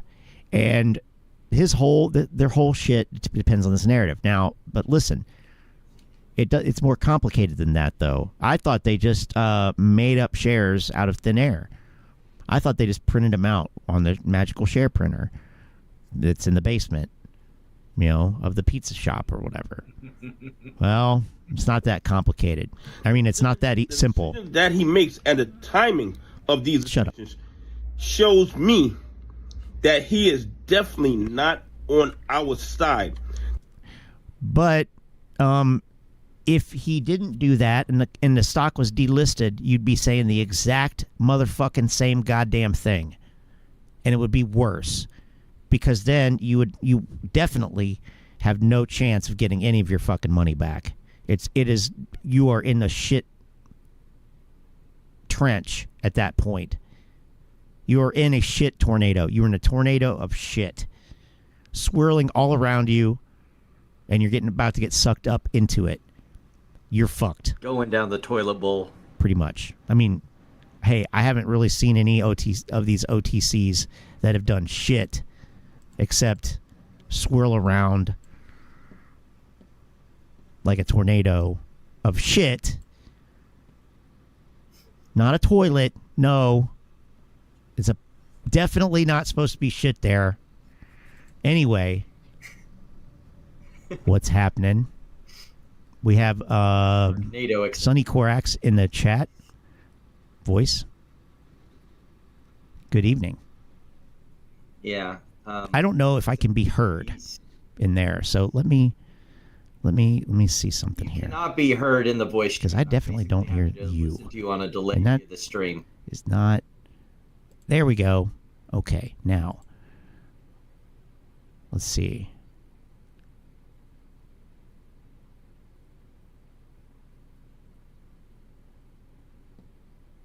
That is there, and this is here, and that's okay. I think I got you now, maybe, but you don't have me. So, wait. Yep. Can you hear me? Can you hear me? No. I can hear you using the stream. Let me see if I can hear you now. See if you can hear me now from Telegram. Really? Oh. Okay. Let's try this. Motherfuck. See if it's maybe something on my end too. I probably should check that. Okay. That's why. 1 second here. Wait. Oh. So you can? Yeah. Oh, I see. See, it was a my end thing. I had it all set all wonky on the Telegram side. Okay. Now, how about the live stream? Can you? Is everything? You know what? I think it is. I think everything is. I was going to try to do this earlier, and check it, but. Fuck it. Yeah, exactly. Well, exactly. That's what I said. Fuck it. Do it live. And were you able to hear that? Yeah. That I just played that sound? Okay. All right. Oh no, I did not hear the play the video. Oh, did you hear this? The decision he makes are not in the best interest of AMC, and they are definitely, in my opinion. You don't hear the video though. Yeah, I don't hear Donahue George's stupid face. That's right. Okay, that's why I can't do this way on my end, but that's okay because I can do it. Hold on, another way. Wait, is this right?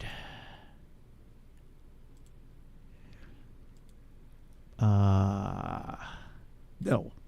Okay. No? Oh, God damn it. Okay. Motherfuck. That should be there. Huh. VAO3. Oh, I swear to God. Okay. Is that it? Now you can hear me. I know you can hear me now, and then the video you should also be able to hear. Not in the best interest of retail investors. In Telegram, right? Now I don't hear.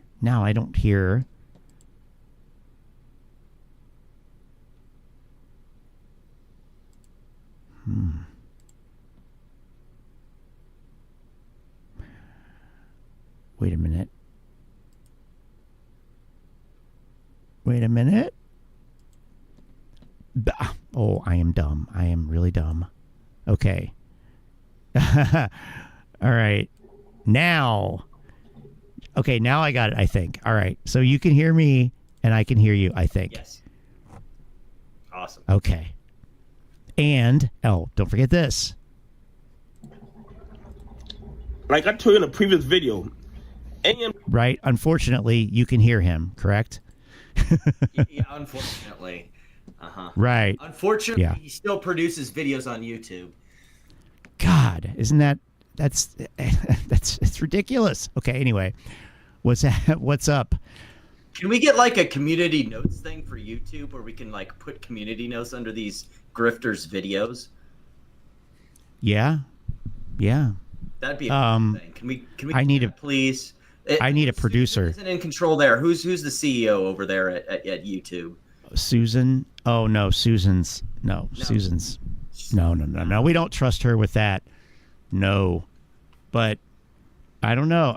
Actually. It might be Nancy. It might be it could be Nancy. It could be Brenda.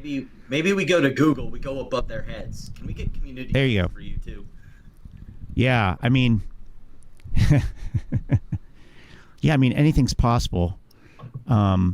Okay, so CSI has been rocking the bombshells lately. I can't believe like I mean, check this out. I like that one about being sued. I have a story behind that one, the one about him talking about Austin being sued. Now, that one's a funny one. I It's want just you the to first listen minute. Yeah. Okay, I'll do that. I'll do that right after this one. Cuz Yeah, sure. Get what this man says, because what he says is a bombshell, people. He is saying that it's the exchange who is putting out the offer to who gets in the door first. All right? Who gets in there first? Citadel. We did an analysis as part of our exchange approval. It still happens today. I still walk into clients' offices and I see it happen. I love this here that he's showing this clip that somebody else showed. I think Al probably, and nobody has identified who. Derivative. Yes. Stealing other people's content. Of course. And it's his. We'll talk Yes. about that in a sec. Yeah. Well, and going right along with that, whoever he got it from, whichever one of them it was, didn't identify who it was because he didn't know. CSI didn't know. He said, "I don't know who this is, where he's from, or where anything about this." Well, okay, that's great. Search. Yeah, good. I'm glad that you did your research. Okay, I mean but I think, and I didn't look into it either because who cares? But I just going off the context clues. It seemed because I'm not using the video, he's using it, but he doesn't even know who it is. I think it's the guy from the I-XII exchange, the one that does those like speed bumps or like some kind of speed normalization or something that is supposed to cut down. Like Citadel doesn't use I-XII, like they don't need to anyway. They have their own private fucking facility for this, but like high frequency traders just don't use certain. They go where the tools are, or where they can do what they do. So, right. But he's talking about. I think that's who it is. I think that's what he's talking about. Maybe you could figure it out, or based off of what he says. But watch this video at all. Oh, okay. I've been giving him zero attention because I've been busy with other. Yeah, right. All right. Who gets in there first? Citadel. We did an analysis as part of our exchange approval. It still happens today. I still walk into clients' offices and I see it happening. With our exchange approval, about half of the volume we missed was trading ahead of us. And so, people will say, well, isn't that front running? In reality, it's technically not, because they are buying the ability to front run someone else's customer from the exchange. That's really what's happened. Advantages for certain clients to put Oh yeah. the market before me and you. This guy was the one. All right. If they're at the door first, they let them in first. If you stop this. But they pay. Yep. Go figure that if you have the money, you can get an actual server down there on the exchange floor, so you have a direct line to trade immediately. It's like going into the actual exchange and trading. That's not front running. That's just it's expensive access. It's just the fact of yes, the money to do that. Right, and that's what a lot of this comes down to. They bought a server on the exchange. Correct. Now, I don't think that it's necessarily a thing where there's like a lot of space in there, and I think it's pretty much at this point it's locked down. So it may not be, but if theoretically if somebody comes along who can offer an infinite amount of money, they would be able to do that. Yes. So yeah, I mean, it's exactly right. I mean, it's the whole idea of co-location, and there is something that seems unfair about it. I agree, but that's the way it fucking works. If I get up early and go down to the Dunkin' Donuts before everyone else and buy all the glazed donuts, yes. Illegal? No. No. Douchey? Yeah. Yeah, but at the end of the day, like, you got to figure like a good business. I mean, yeah, you might, and this is a great analogy actually, because you might buy them out like the first time or two that you do that, but if you do it regularly enough, they might price too. Well, yes, they might bump up the price to like discourage you from doing that, or they might make more and have like a few more on hand, so that I know this guy's going to come in and buy at least a dozen or two. If I have two, he's going to buy two. So what if we have four though, or whatever? I mean, worst thing it happens is you sell them, I guess. But the point is, you're dynamic and you're responding to it. What they want to do is they want to continually fool Dunkin' Donuts like week after week, like because they were able to do it once, like because there was like an event, like a big volatility blowout, and there was this crazy move in whatever, pick your stock, shit stock, that it's going to keep happening. And the whole undertone of this video has been like, you are living in the past. Socialism thing where they want to, because I can't get this level of trading, then everyone should be stuck at my shitty fucking level of trading. True. Yeah. Suddenly make the market better for them. They'd still be a trader, but. And at the end of the day, that's exactly what you said earlier. It is what it comes down to is what there's the arguments about manipulation and bad actors and all this kind of shit and spoofing and whatever else. I mean, spoofing, really? Spoofing. Yes, that's on there. I mean, it's in fucking Owl lawsuit, I think, even it's mentioned. Everything's mentioned. But so, all people now. Wait, why did I just got you in stereo, man? It just like started sounding weird, but I mean, it's weird. Hang on a second here. Now, why is it doing that? I wonder if it's a my end thing, or if it's I don't know. Well, that's weird. It shouldn't be a my end thing. It's like it's like your voice has chorus on it now, like a chorus effect. Yeah, like you're like an 80s rhythm guitar sound now. Your voice.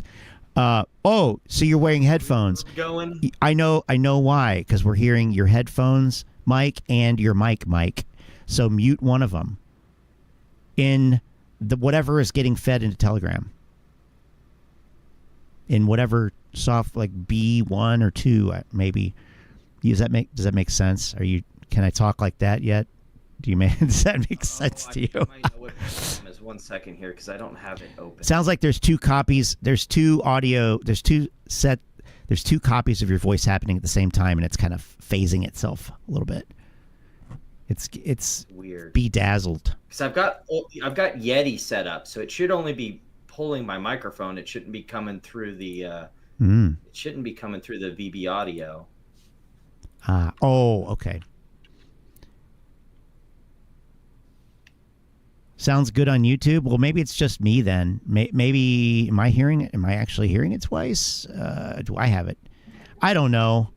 Okay. Well, I shouldn't have assumed that it was this. It sounds the same, because where you pointed out to me earlier, where you have it set to the VB, but you have A and B on at the same time, so you're hearing the like echo because it's feeding it back in on itself on your end. Oh. Yeah, maybe. I'll just have to watch and see where I see audio signals when you're talking and when the stream is playing video to see if I can find it duplicated. But I don't necessarily think that I do right now. Oh, wait a minute here. Why is this going? Okay. Anyway, good. All right. So yeah, and then okay, let me pick back up here real quick if I remember correctly where I was kind of talking about. They had Well, anyway, I don't really remember, but yeah. The manipulators and all that shit, right? So they say crime and everything, and I'm like, what is the crime? There's what crime are you talking about? Well, that's it. The crime is having too much money. The crime is being able to do that. The crime is, and that's a feature of capitalism. It's like part about that populist socialism, because I know that twerk Bubby over there 7 Ways to Sunday being called a socialist. Okay, now your voice is like in both sides, but it's delayed in one side. It's like really, like it's in Joe Biden. The right. Obama. It's in the right side first, and then the left side. Okay, I don't know what is going on. Does it sound like that in a stream, Manuel? This is about being an independent. That's amazing. Being a libertarian, you take the piss out of everybody. I don't know if it's like that on the stream or not, but only to you. What the hell is going on here? Okay, I don't know. All right, sorry. Maybe it's not even the computer that's doing it. Maybe it's my brain that's doing it. Maybe it's a sign that you're on thin ice here. It's just a do or die moment. You can't stream past 11:30. Didn't like that. I don't know. Okay. Anyway, sorry. So yeah, it's the whole thing is. That's a lot. Jesus. What are you talking about? So basically the problem is that it's a feature in capitalism where, if you have more money, you can do more. Yep. Amazing concept. Amazing. All right. Okay, I just heard myself in your mic. What the hell? I hear that you're something. Yeah. On the stream here. I don't even know what I don't know what happened. Yeah, shit got I didn't even change anything. Again. Okay. All right. Privilege to go through the door first, and that means the New York Stock Exchange does take money from these market makers to give them priority over the smaller. What? Now, when they get to talking about the front, that's not what he meant. And the price going up and moving and shit. This is what they're talking about. Okay. What the hell? You jumped in the Ferrari and you hauled ass and you got there first, and you bought up half of the apples, and then the person in the jalopy pulls up, and by the time he gets there, the price of apples done went up. That's what this man is saying is going on. And he has been there. He said, I don't know who he is, but whoever he is, that is just as good as a whistleblower who's... I don't know who he is. Exactly how the New York Stock Exchange... Oh, yes. Yes, of course. That guy must be a whistleblower. I think it's the I-XII exchange guy. Because he's a younger, kind of younger-ish Asian dude like that, I think. I mean, let's see. What is his fucking name?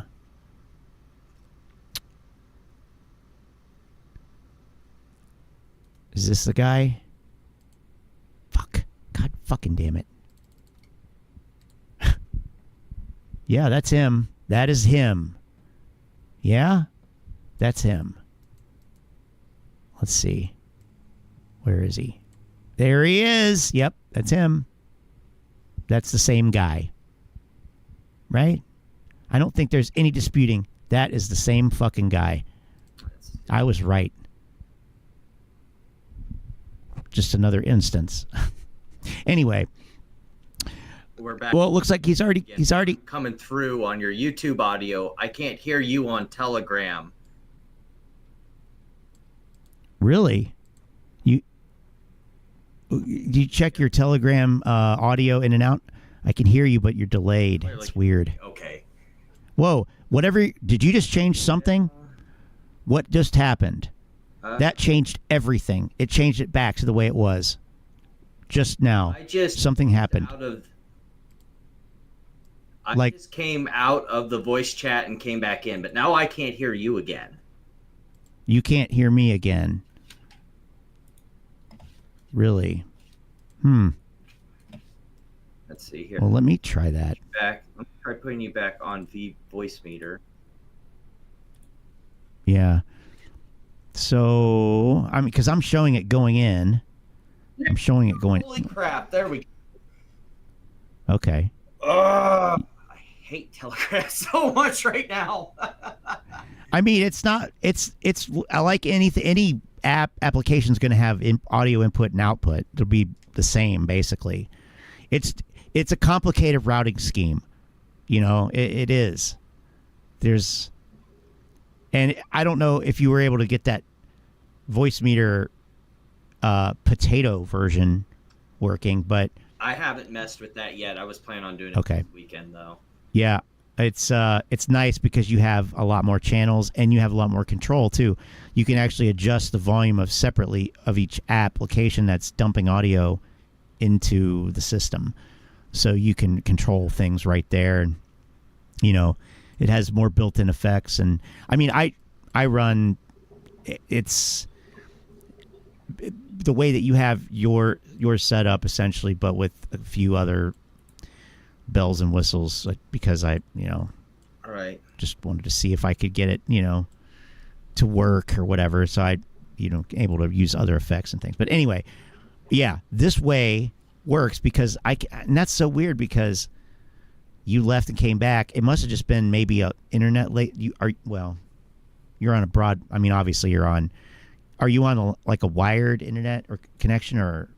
Yeah, I'm directly wired into my router. Okay. Because I mean, everything. Shit, I don't want any latency. Everything here is Wi-Fi. In fact, I started out using 4G, like an air card, like a hotspot basically, which YouTube does not like.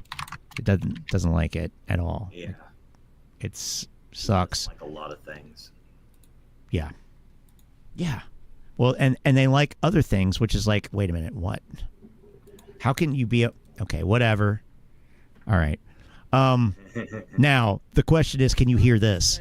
Does take money from these market makers to give them priority over the smaller brokers. Now, when they get to right. So the point is the other way around. The brokers pay for it.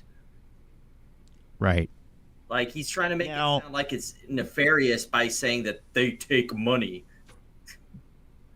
Right.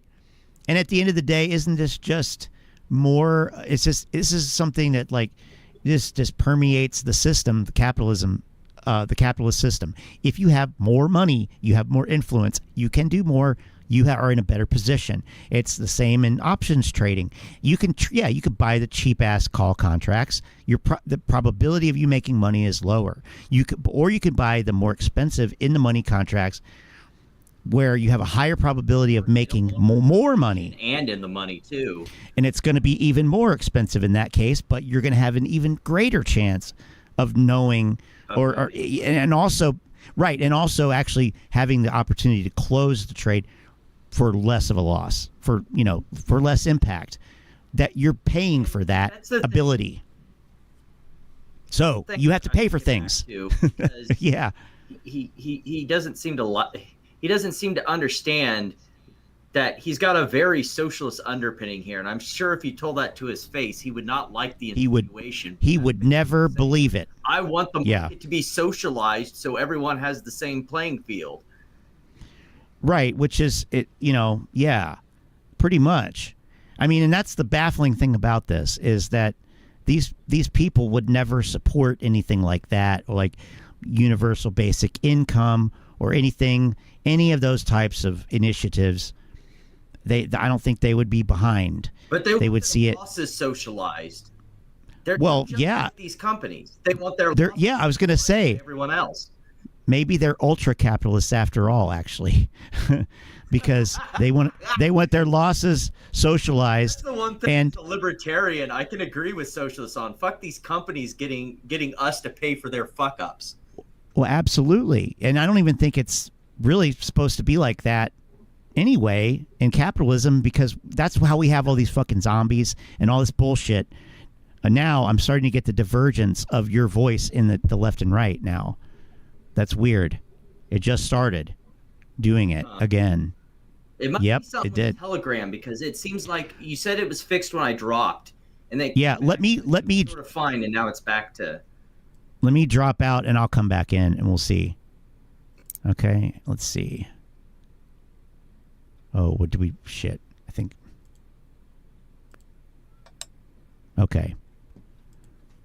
Did that thing Okay. make it better? No, it did not. Actually, it did not. Damn it. It changed nothing. Yeah. Oh well. Yeah. Let's see here. Well, I'll tell you what here.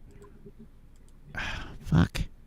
It's like, I don't know if it has something to do with streaming, like, because I don't know. All right. Well, I'm going to drop the stream quality down here for a second and see what happens.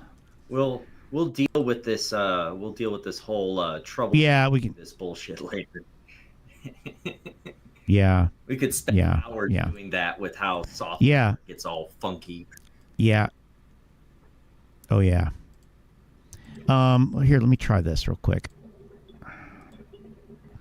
Just trying to go completely different direct route here to see if I'm using a different audio device now. I'm using my headphones for Telegram. Can you hear me? It probably sounds way worse. It should. Yeah, but now, it's still, your audio is coming delayed left and right, which is so weird to me. And it is a different quality of sound too. Like, it could be headphones and a mic, but you're saying that it's not running that way. So I don't know. It's so weird. Like, anyway, can hear you, not Sonny. Wait, can hear.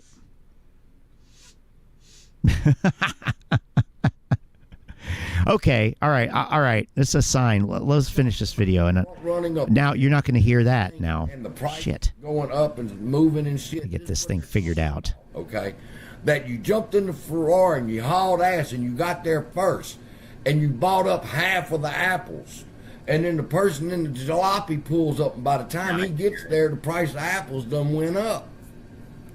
That's what this man is saying is going on. And he has been there. He said, I don't know who he is, but whoever he is, Well, I know who he is. is a whistleblower who's And there- exactly how the Right.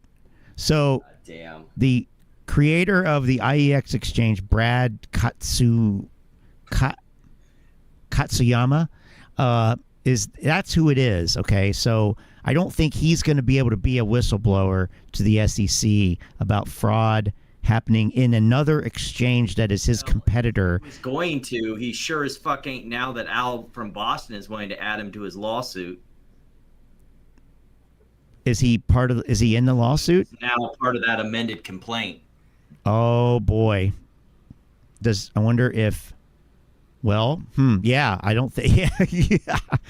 He went, Right. Well, now CSI can just be the whistleblower. He could be the whistleblower. He looks like he needs the money. The New York Stock Exchange gives preference to market makers.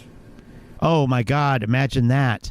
I mean, because people that like, okay, it can be boiled down to a toilet paper analogy, right? So I have a small grocery store, and I buy toilet paper and I resell it at the store, among other things. And Walmart is also a grocery store, and they buy toilet paper and they resell it, among many other things. Who pays less cost basis for toilet paper?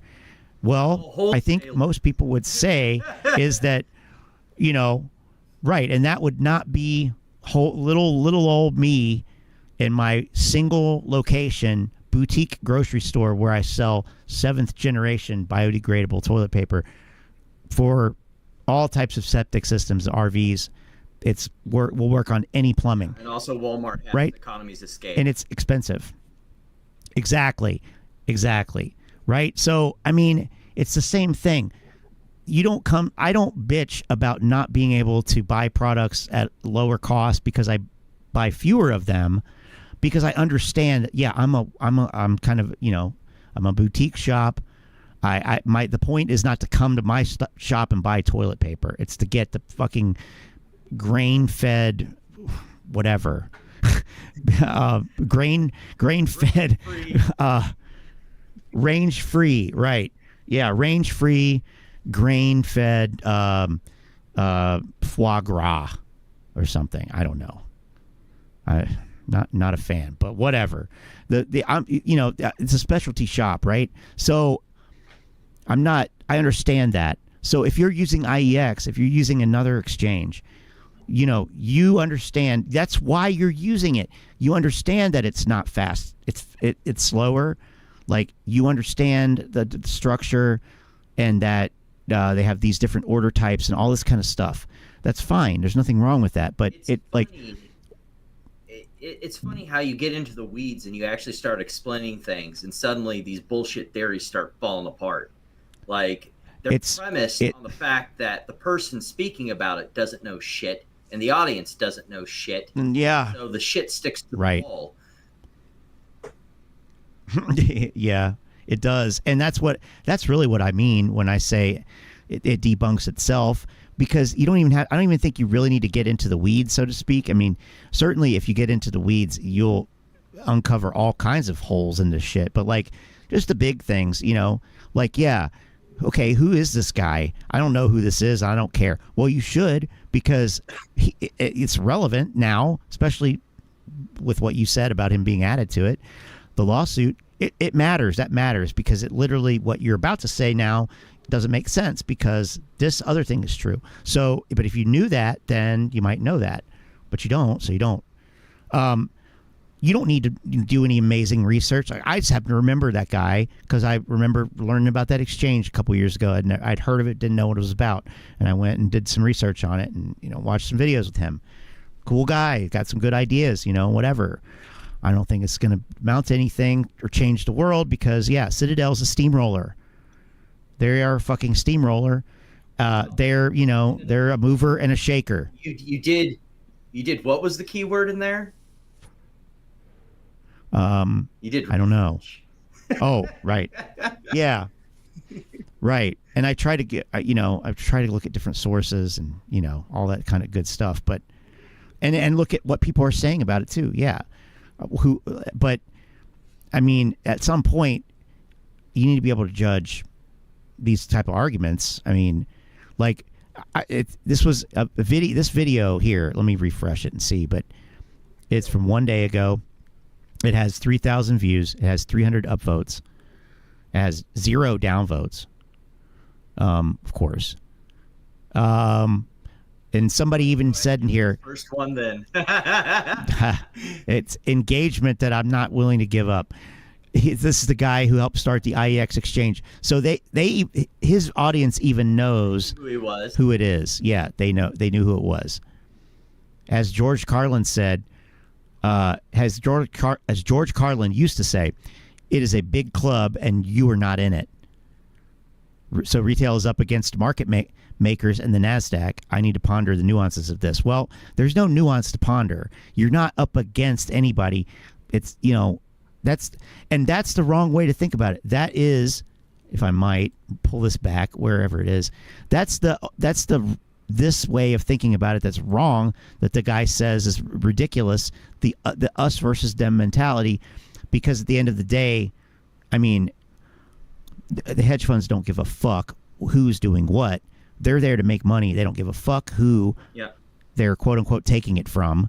They don't even know who they're taking it from. I mean, that the system is like the fuck actual counterparty matching takes place somewhere else. It doesn't happen then even. It doesn't even happen at that moment. It doesn't. Like, both parties believe that they've traded something, but as far as I know, that shit happens during settlement, which isn't finalized until 2 days later. So, I mean, what are you talking? And you might not even deliver it. So what is what are you talking about? He's talking about, it doesn't even make sense to me. It like, they think that you can literally select who you're buying it from. Like, oh, I want to buy this from hedge funds. Oh, I want, or they're like, oh, I want to short this to retail. I mean, maybe depending on where or how it's executed, but at the end of the day, I mean, whoever it is, they're just trying to shore something up or dump something. Market makers trying to even out, and hedge funds, everybody else, they're just trying to make money. Market. Basically, yeah.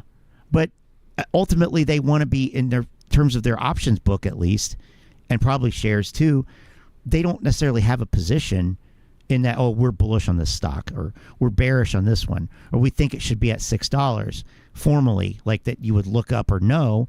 I mean, maybe for their own internal accounting purposes, but at the end of the day, they make money regardless of which way it goes, because they're neutral, you know, because they can just use the spread and make a fraction of whatever on every trade that they do, essentially.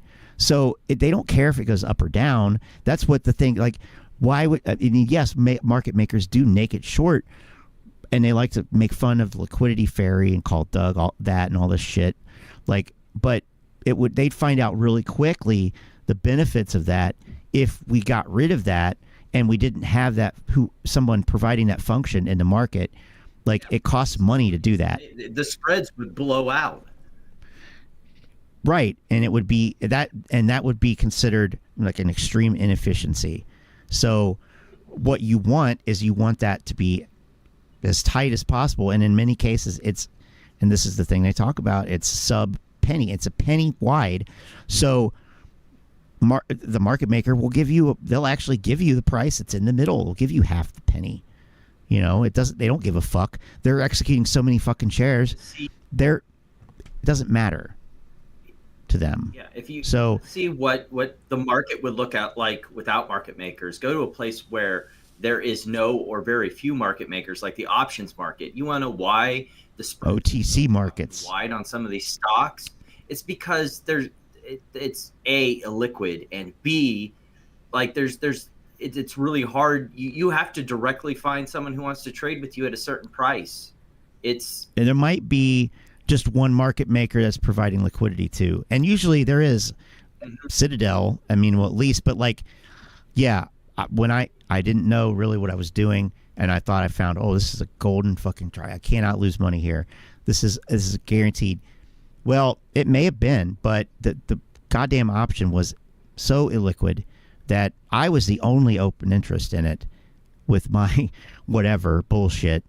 And there was no volume otherwise. So I was the only volume and the only open interest. And let me tell you, that's not where you want to be, because, you know, that's terrible position.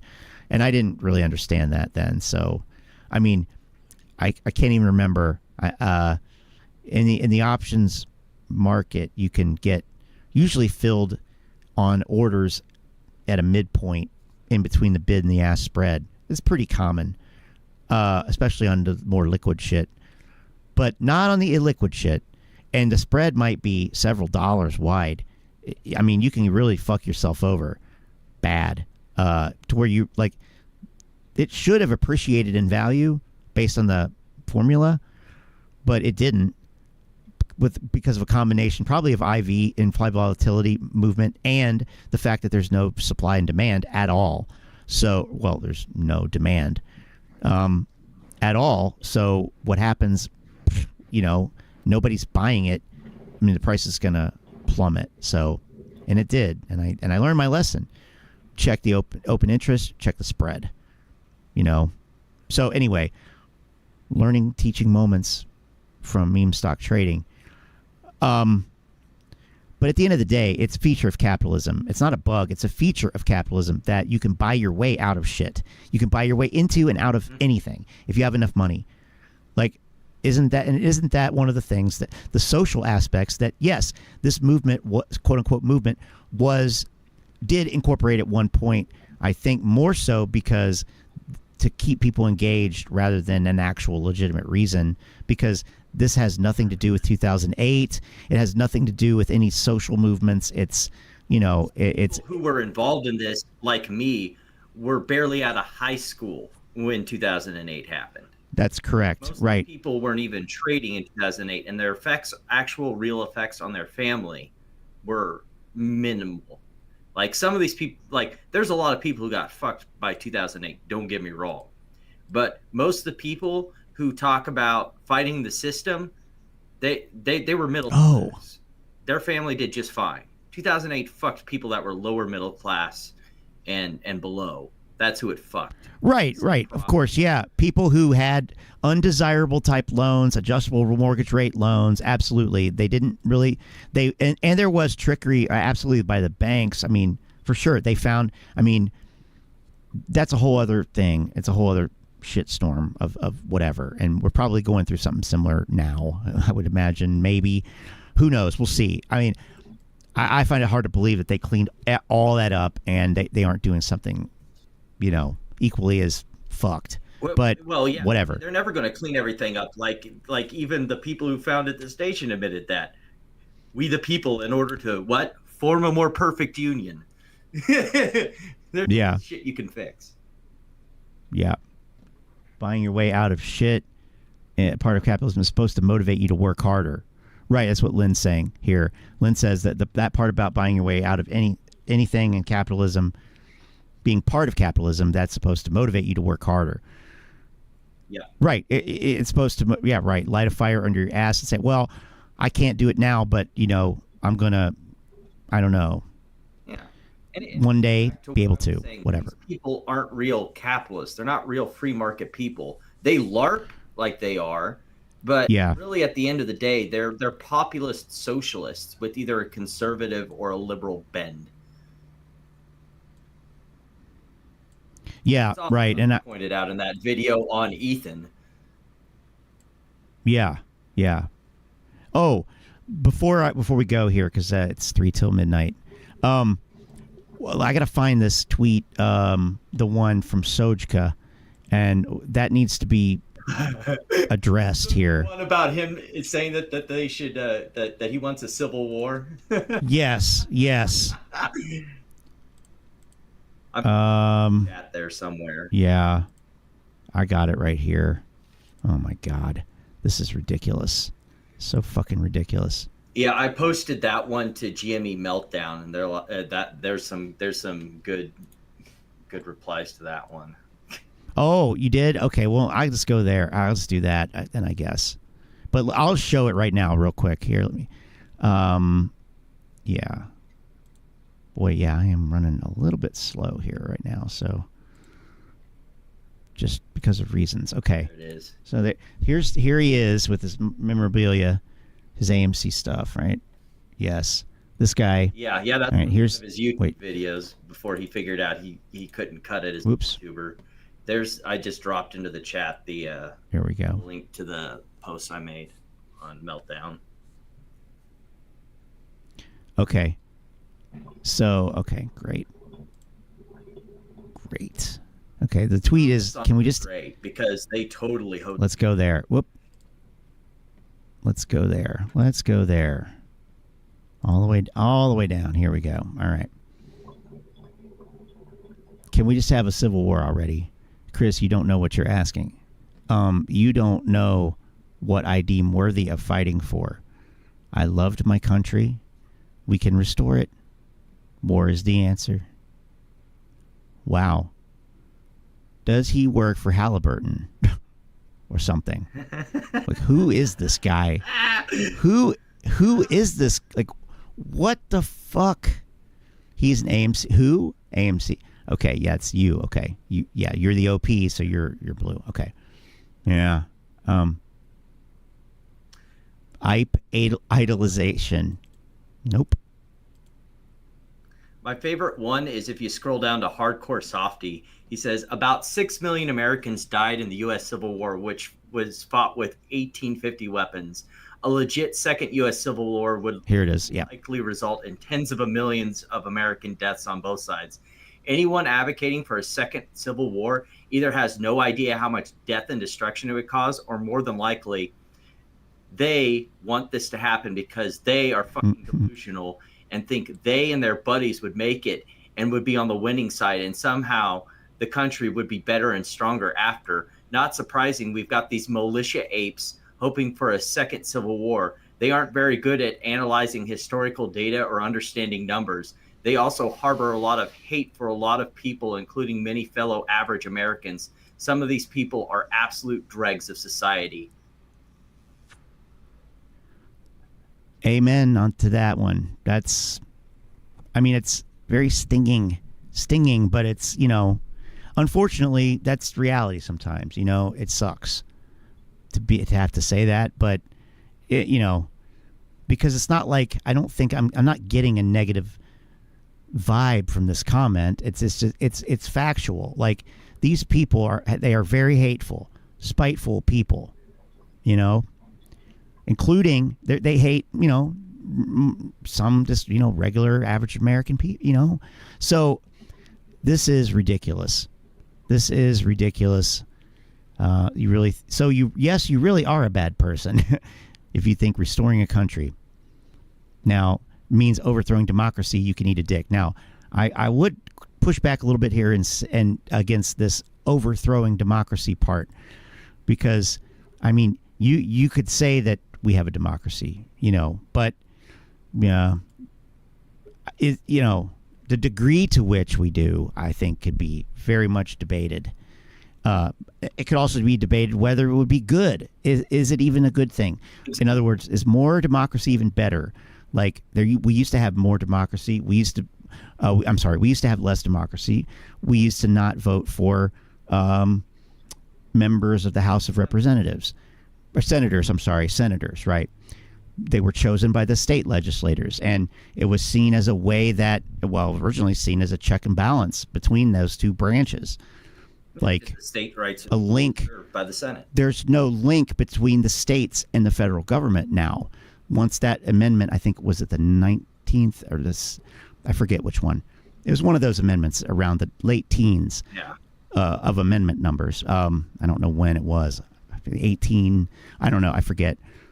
But whatever that amendment was that switched to the direct election of senators, that was more democracy, quote unquote.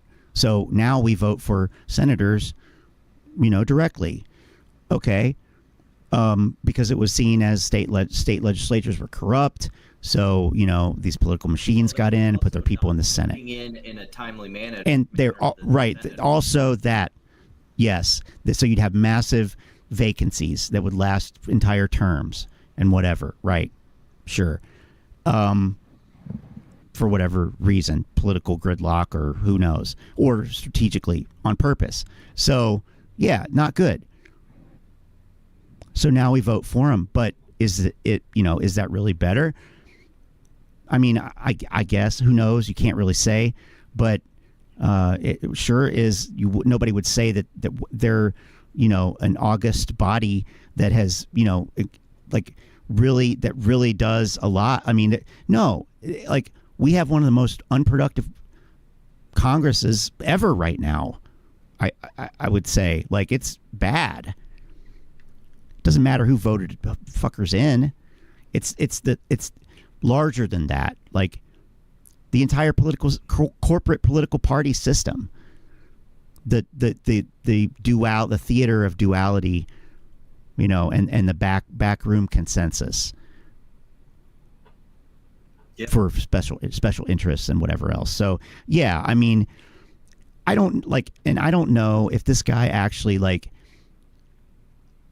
is he, and I'm just asking, like, do we know if he's a Donald Trump person or is he further out than that? Sure, because like he's been spewing a lot of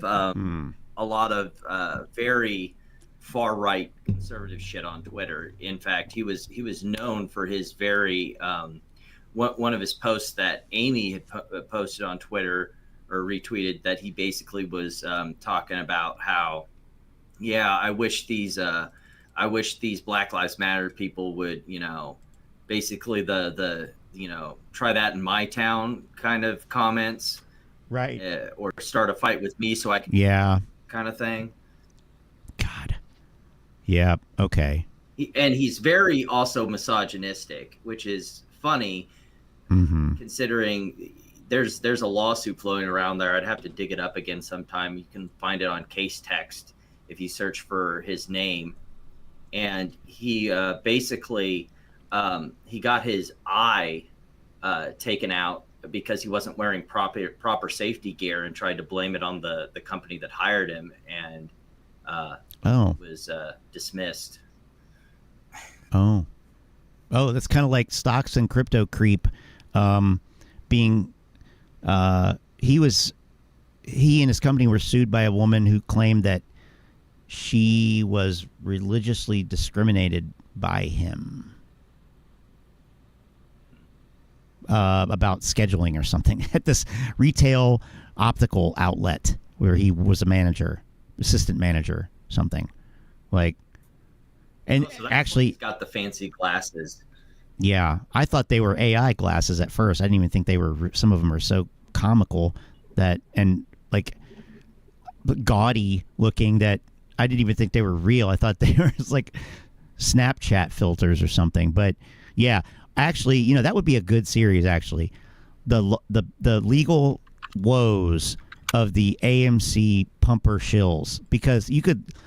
Donahue George could have his own. I'm trying to find his channel. It's gone, right? Dropped it to you on the, and yeah. Oh, is it unpublished? Okay.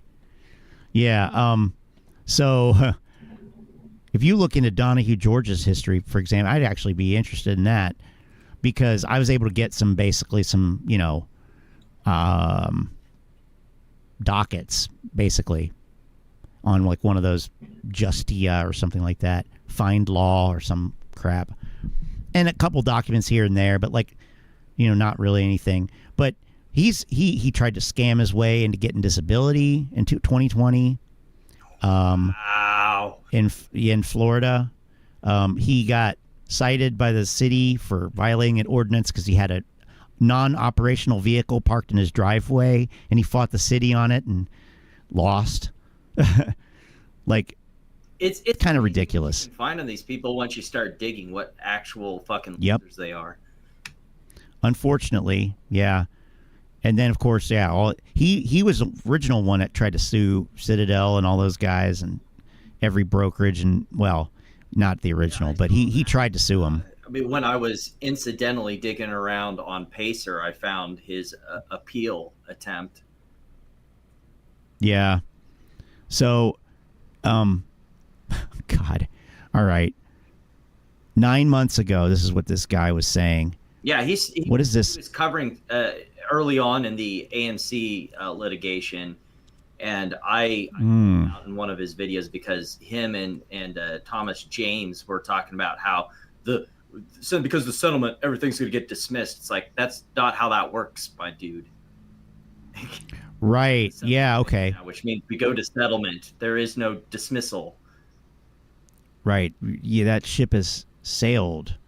But why is he using AMC burn your ships equals no surrender? I don't understand. Apparently, I watched this video, probably played it on the stream even, but I mean, so he does have like a glass eye, you're saying, or something like that.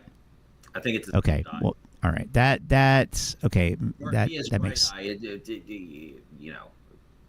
looking at him, like his right, or from our perspective, right? His right, our left. Okay.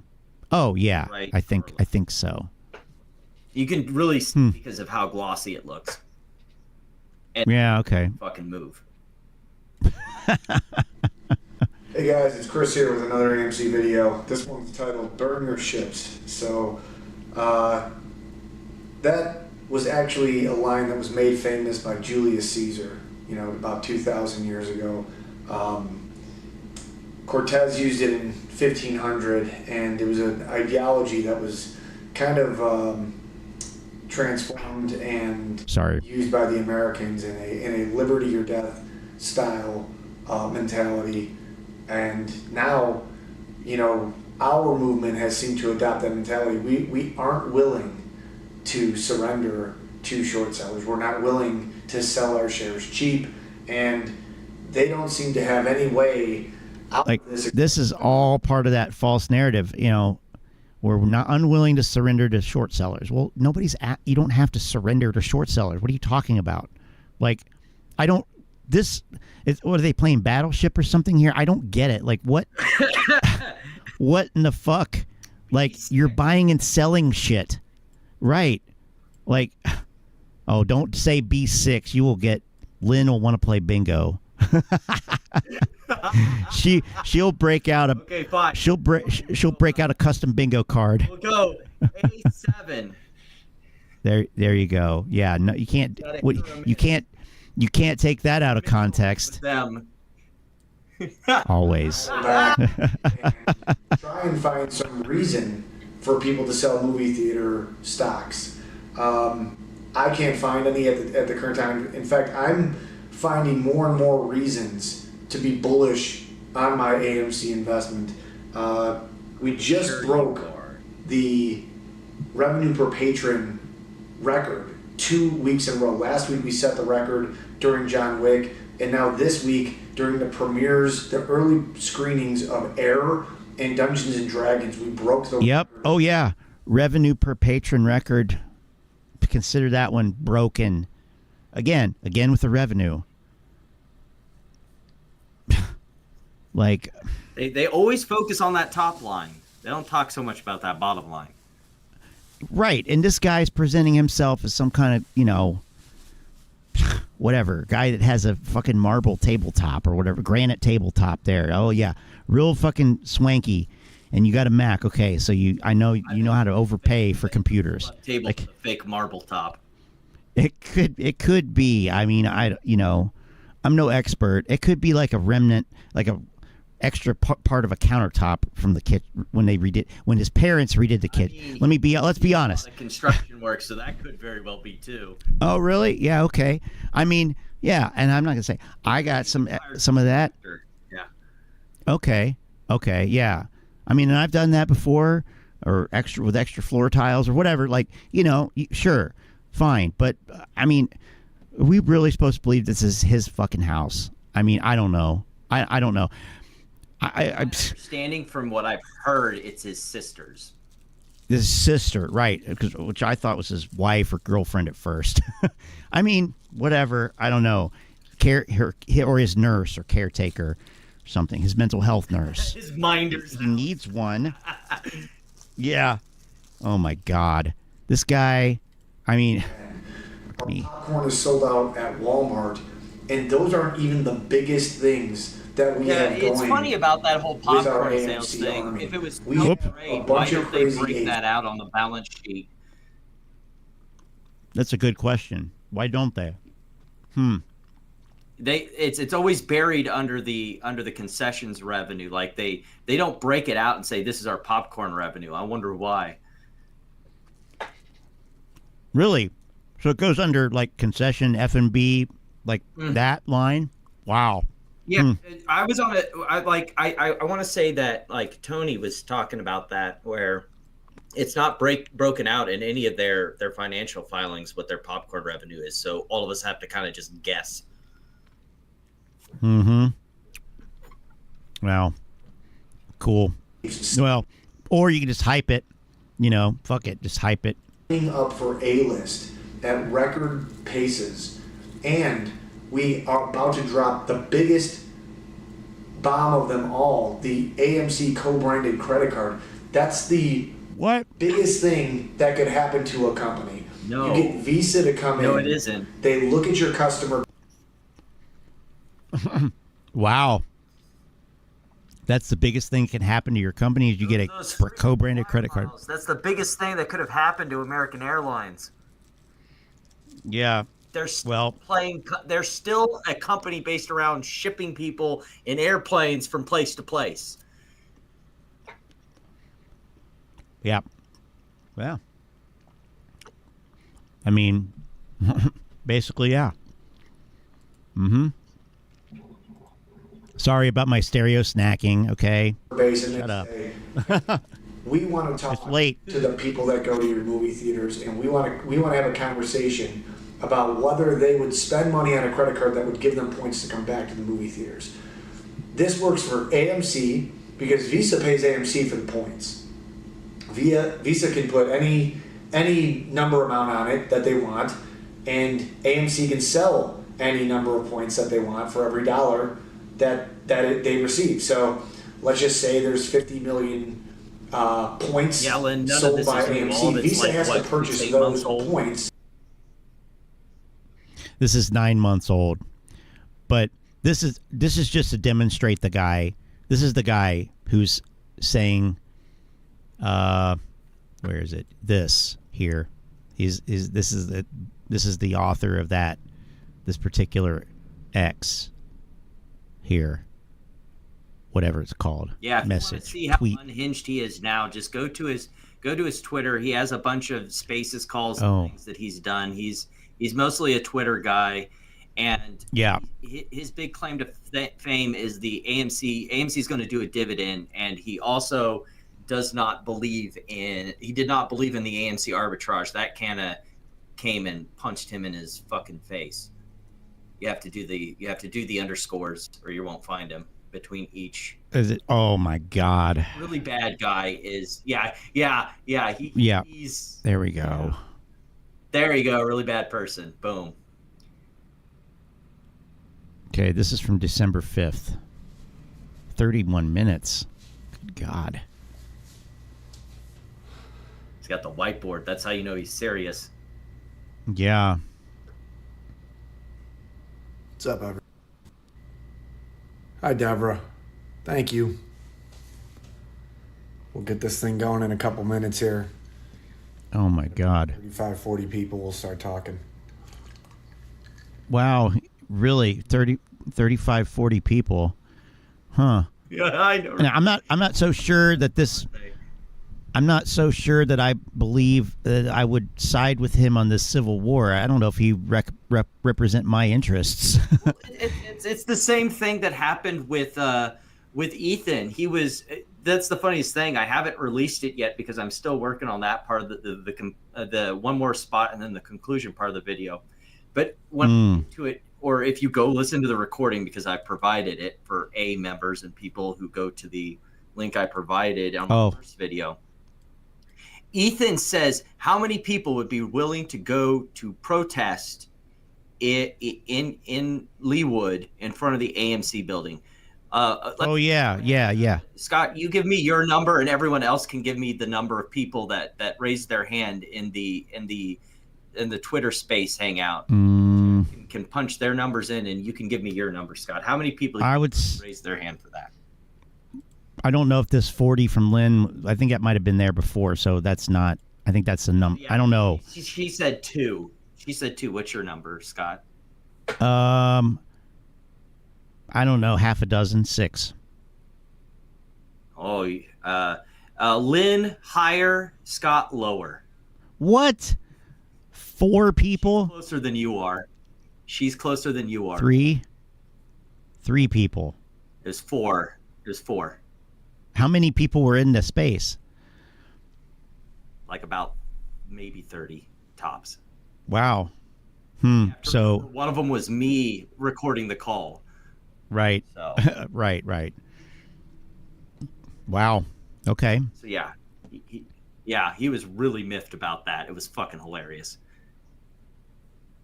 I'm just going to skip in here. I'm going to skip ahead and see what he's talking about at this point, whatever this is, about 13 or so minutes, maybe, if it wants to play. Get ready for Musk Twitter to like hang that spinning wheel on you forever in a decade. Oh, does it do this now? That's what we're doing now? Oh my God. Okay. Well, it's good that the SEC relies on this site to mislead everybody. Oh my God. If Here we go. One thing that makes you dumb money, it's believing that fundamentals don't matter. So, with that being said, moving forward, You anyone haven't cared who's about repeating fundamentals since things like fucking day fundamentals one. don't Sit matter, down and shut up. Oh my God. your own conversation with your own people. Don't bring that into my group because I'm not entertaining that idea anymore. I'm not dumb enough to even entertain that conversation. So heated. Oh my God. You found He's the best spot. Big mad. Wow. I don't think anyone else should. It's just completely irrelevant at this point. If you don't think that the business, like, you know, the whole concept here is they're pushing a narrative, and they want you to believe that narrative. And part of you in the community are believing the narrative that fundamentals don't. You're pushing a narrative. The stock market is built on narratives, you fucking douchebag. Right. It's the whole, yeah, it really is. And I mean, fuck. God. All right. Matter. That you shouldn't go to movies and buy popcorn because some short seller. Who's saying that? Yeah, it's garbage. Like, he's saying, like, now he's going to talk about short selling as if he knows, you know, as if he could actually fucking even describe it, the process. Fundamentals don't matter, but yet they're making the argument that you're going bankrupt, and that's why your company isn't doing well. It's not an argument. I mean, well, I guess it is, but like, it's a valid conclusion from the fucking data. Like, this is not a company that's thriving. Like, I mean, how many weeks was Wonka like the number one? It was like 3 weeks or some shit. Ridiculous. I mean, the movies are fucking shit. I mean, you know, whatever. Is it fair to AMC, unfair to AMC? I don't fucking know. Like, Cinemark what is Cinemark doing? It's probably in the shitter as well.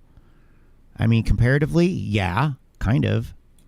It's lower than it was in 2021. I mean, it's about half the price. No, not quite. But I mean, yeah, it's not a great point. Let's see here. Oh, that's the yearly chart. I was gonna say, Cinemark. Yeah, AMC. AMC is now in orange on there. Yeah, so yeah. I mean, but you know, the reality is here, like, okay, well, this scaling is all fucked up on this thing now because it's trying to display. Yep. Okay. I just was finally able to reconnect. Oh, maybe it's because I still have the, I had the bit rate way down because I was trying to conserve bandwidth for Telegram, and I don't know if that was it or not, but. Bump up a little bit here. Back up. See, I hate OBS. It's kind of a piece of shit.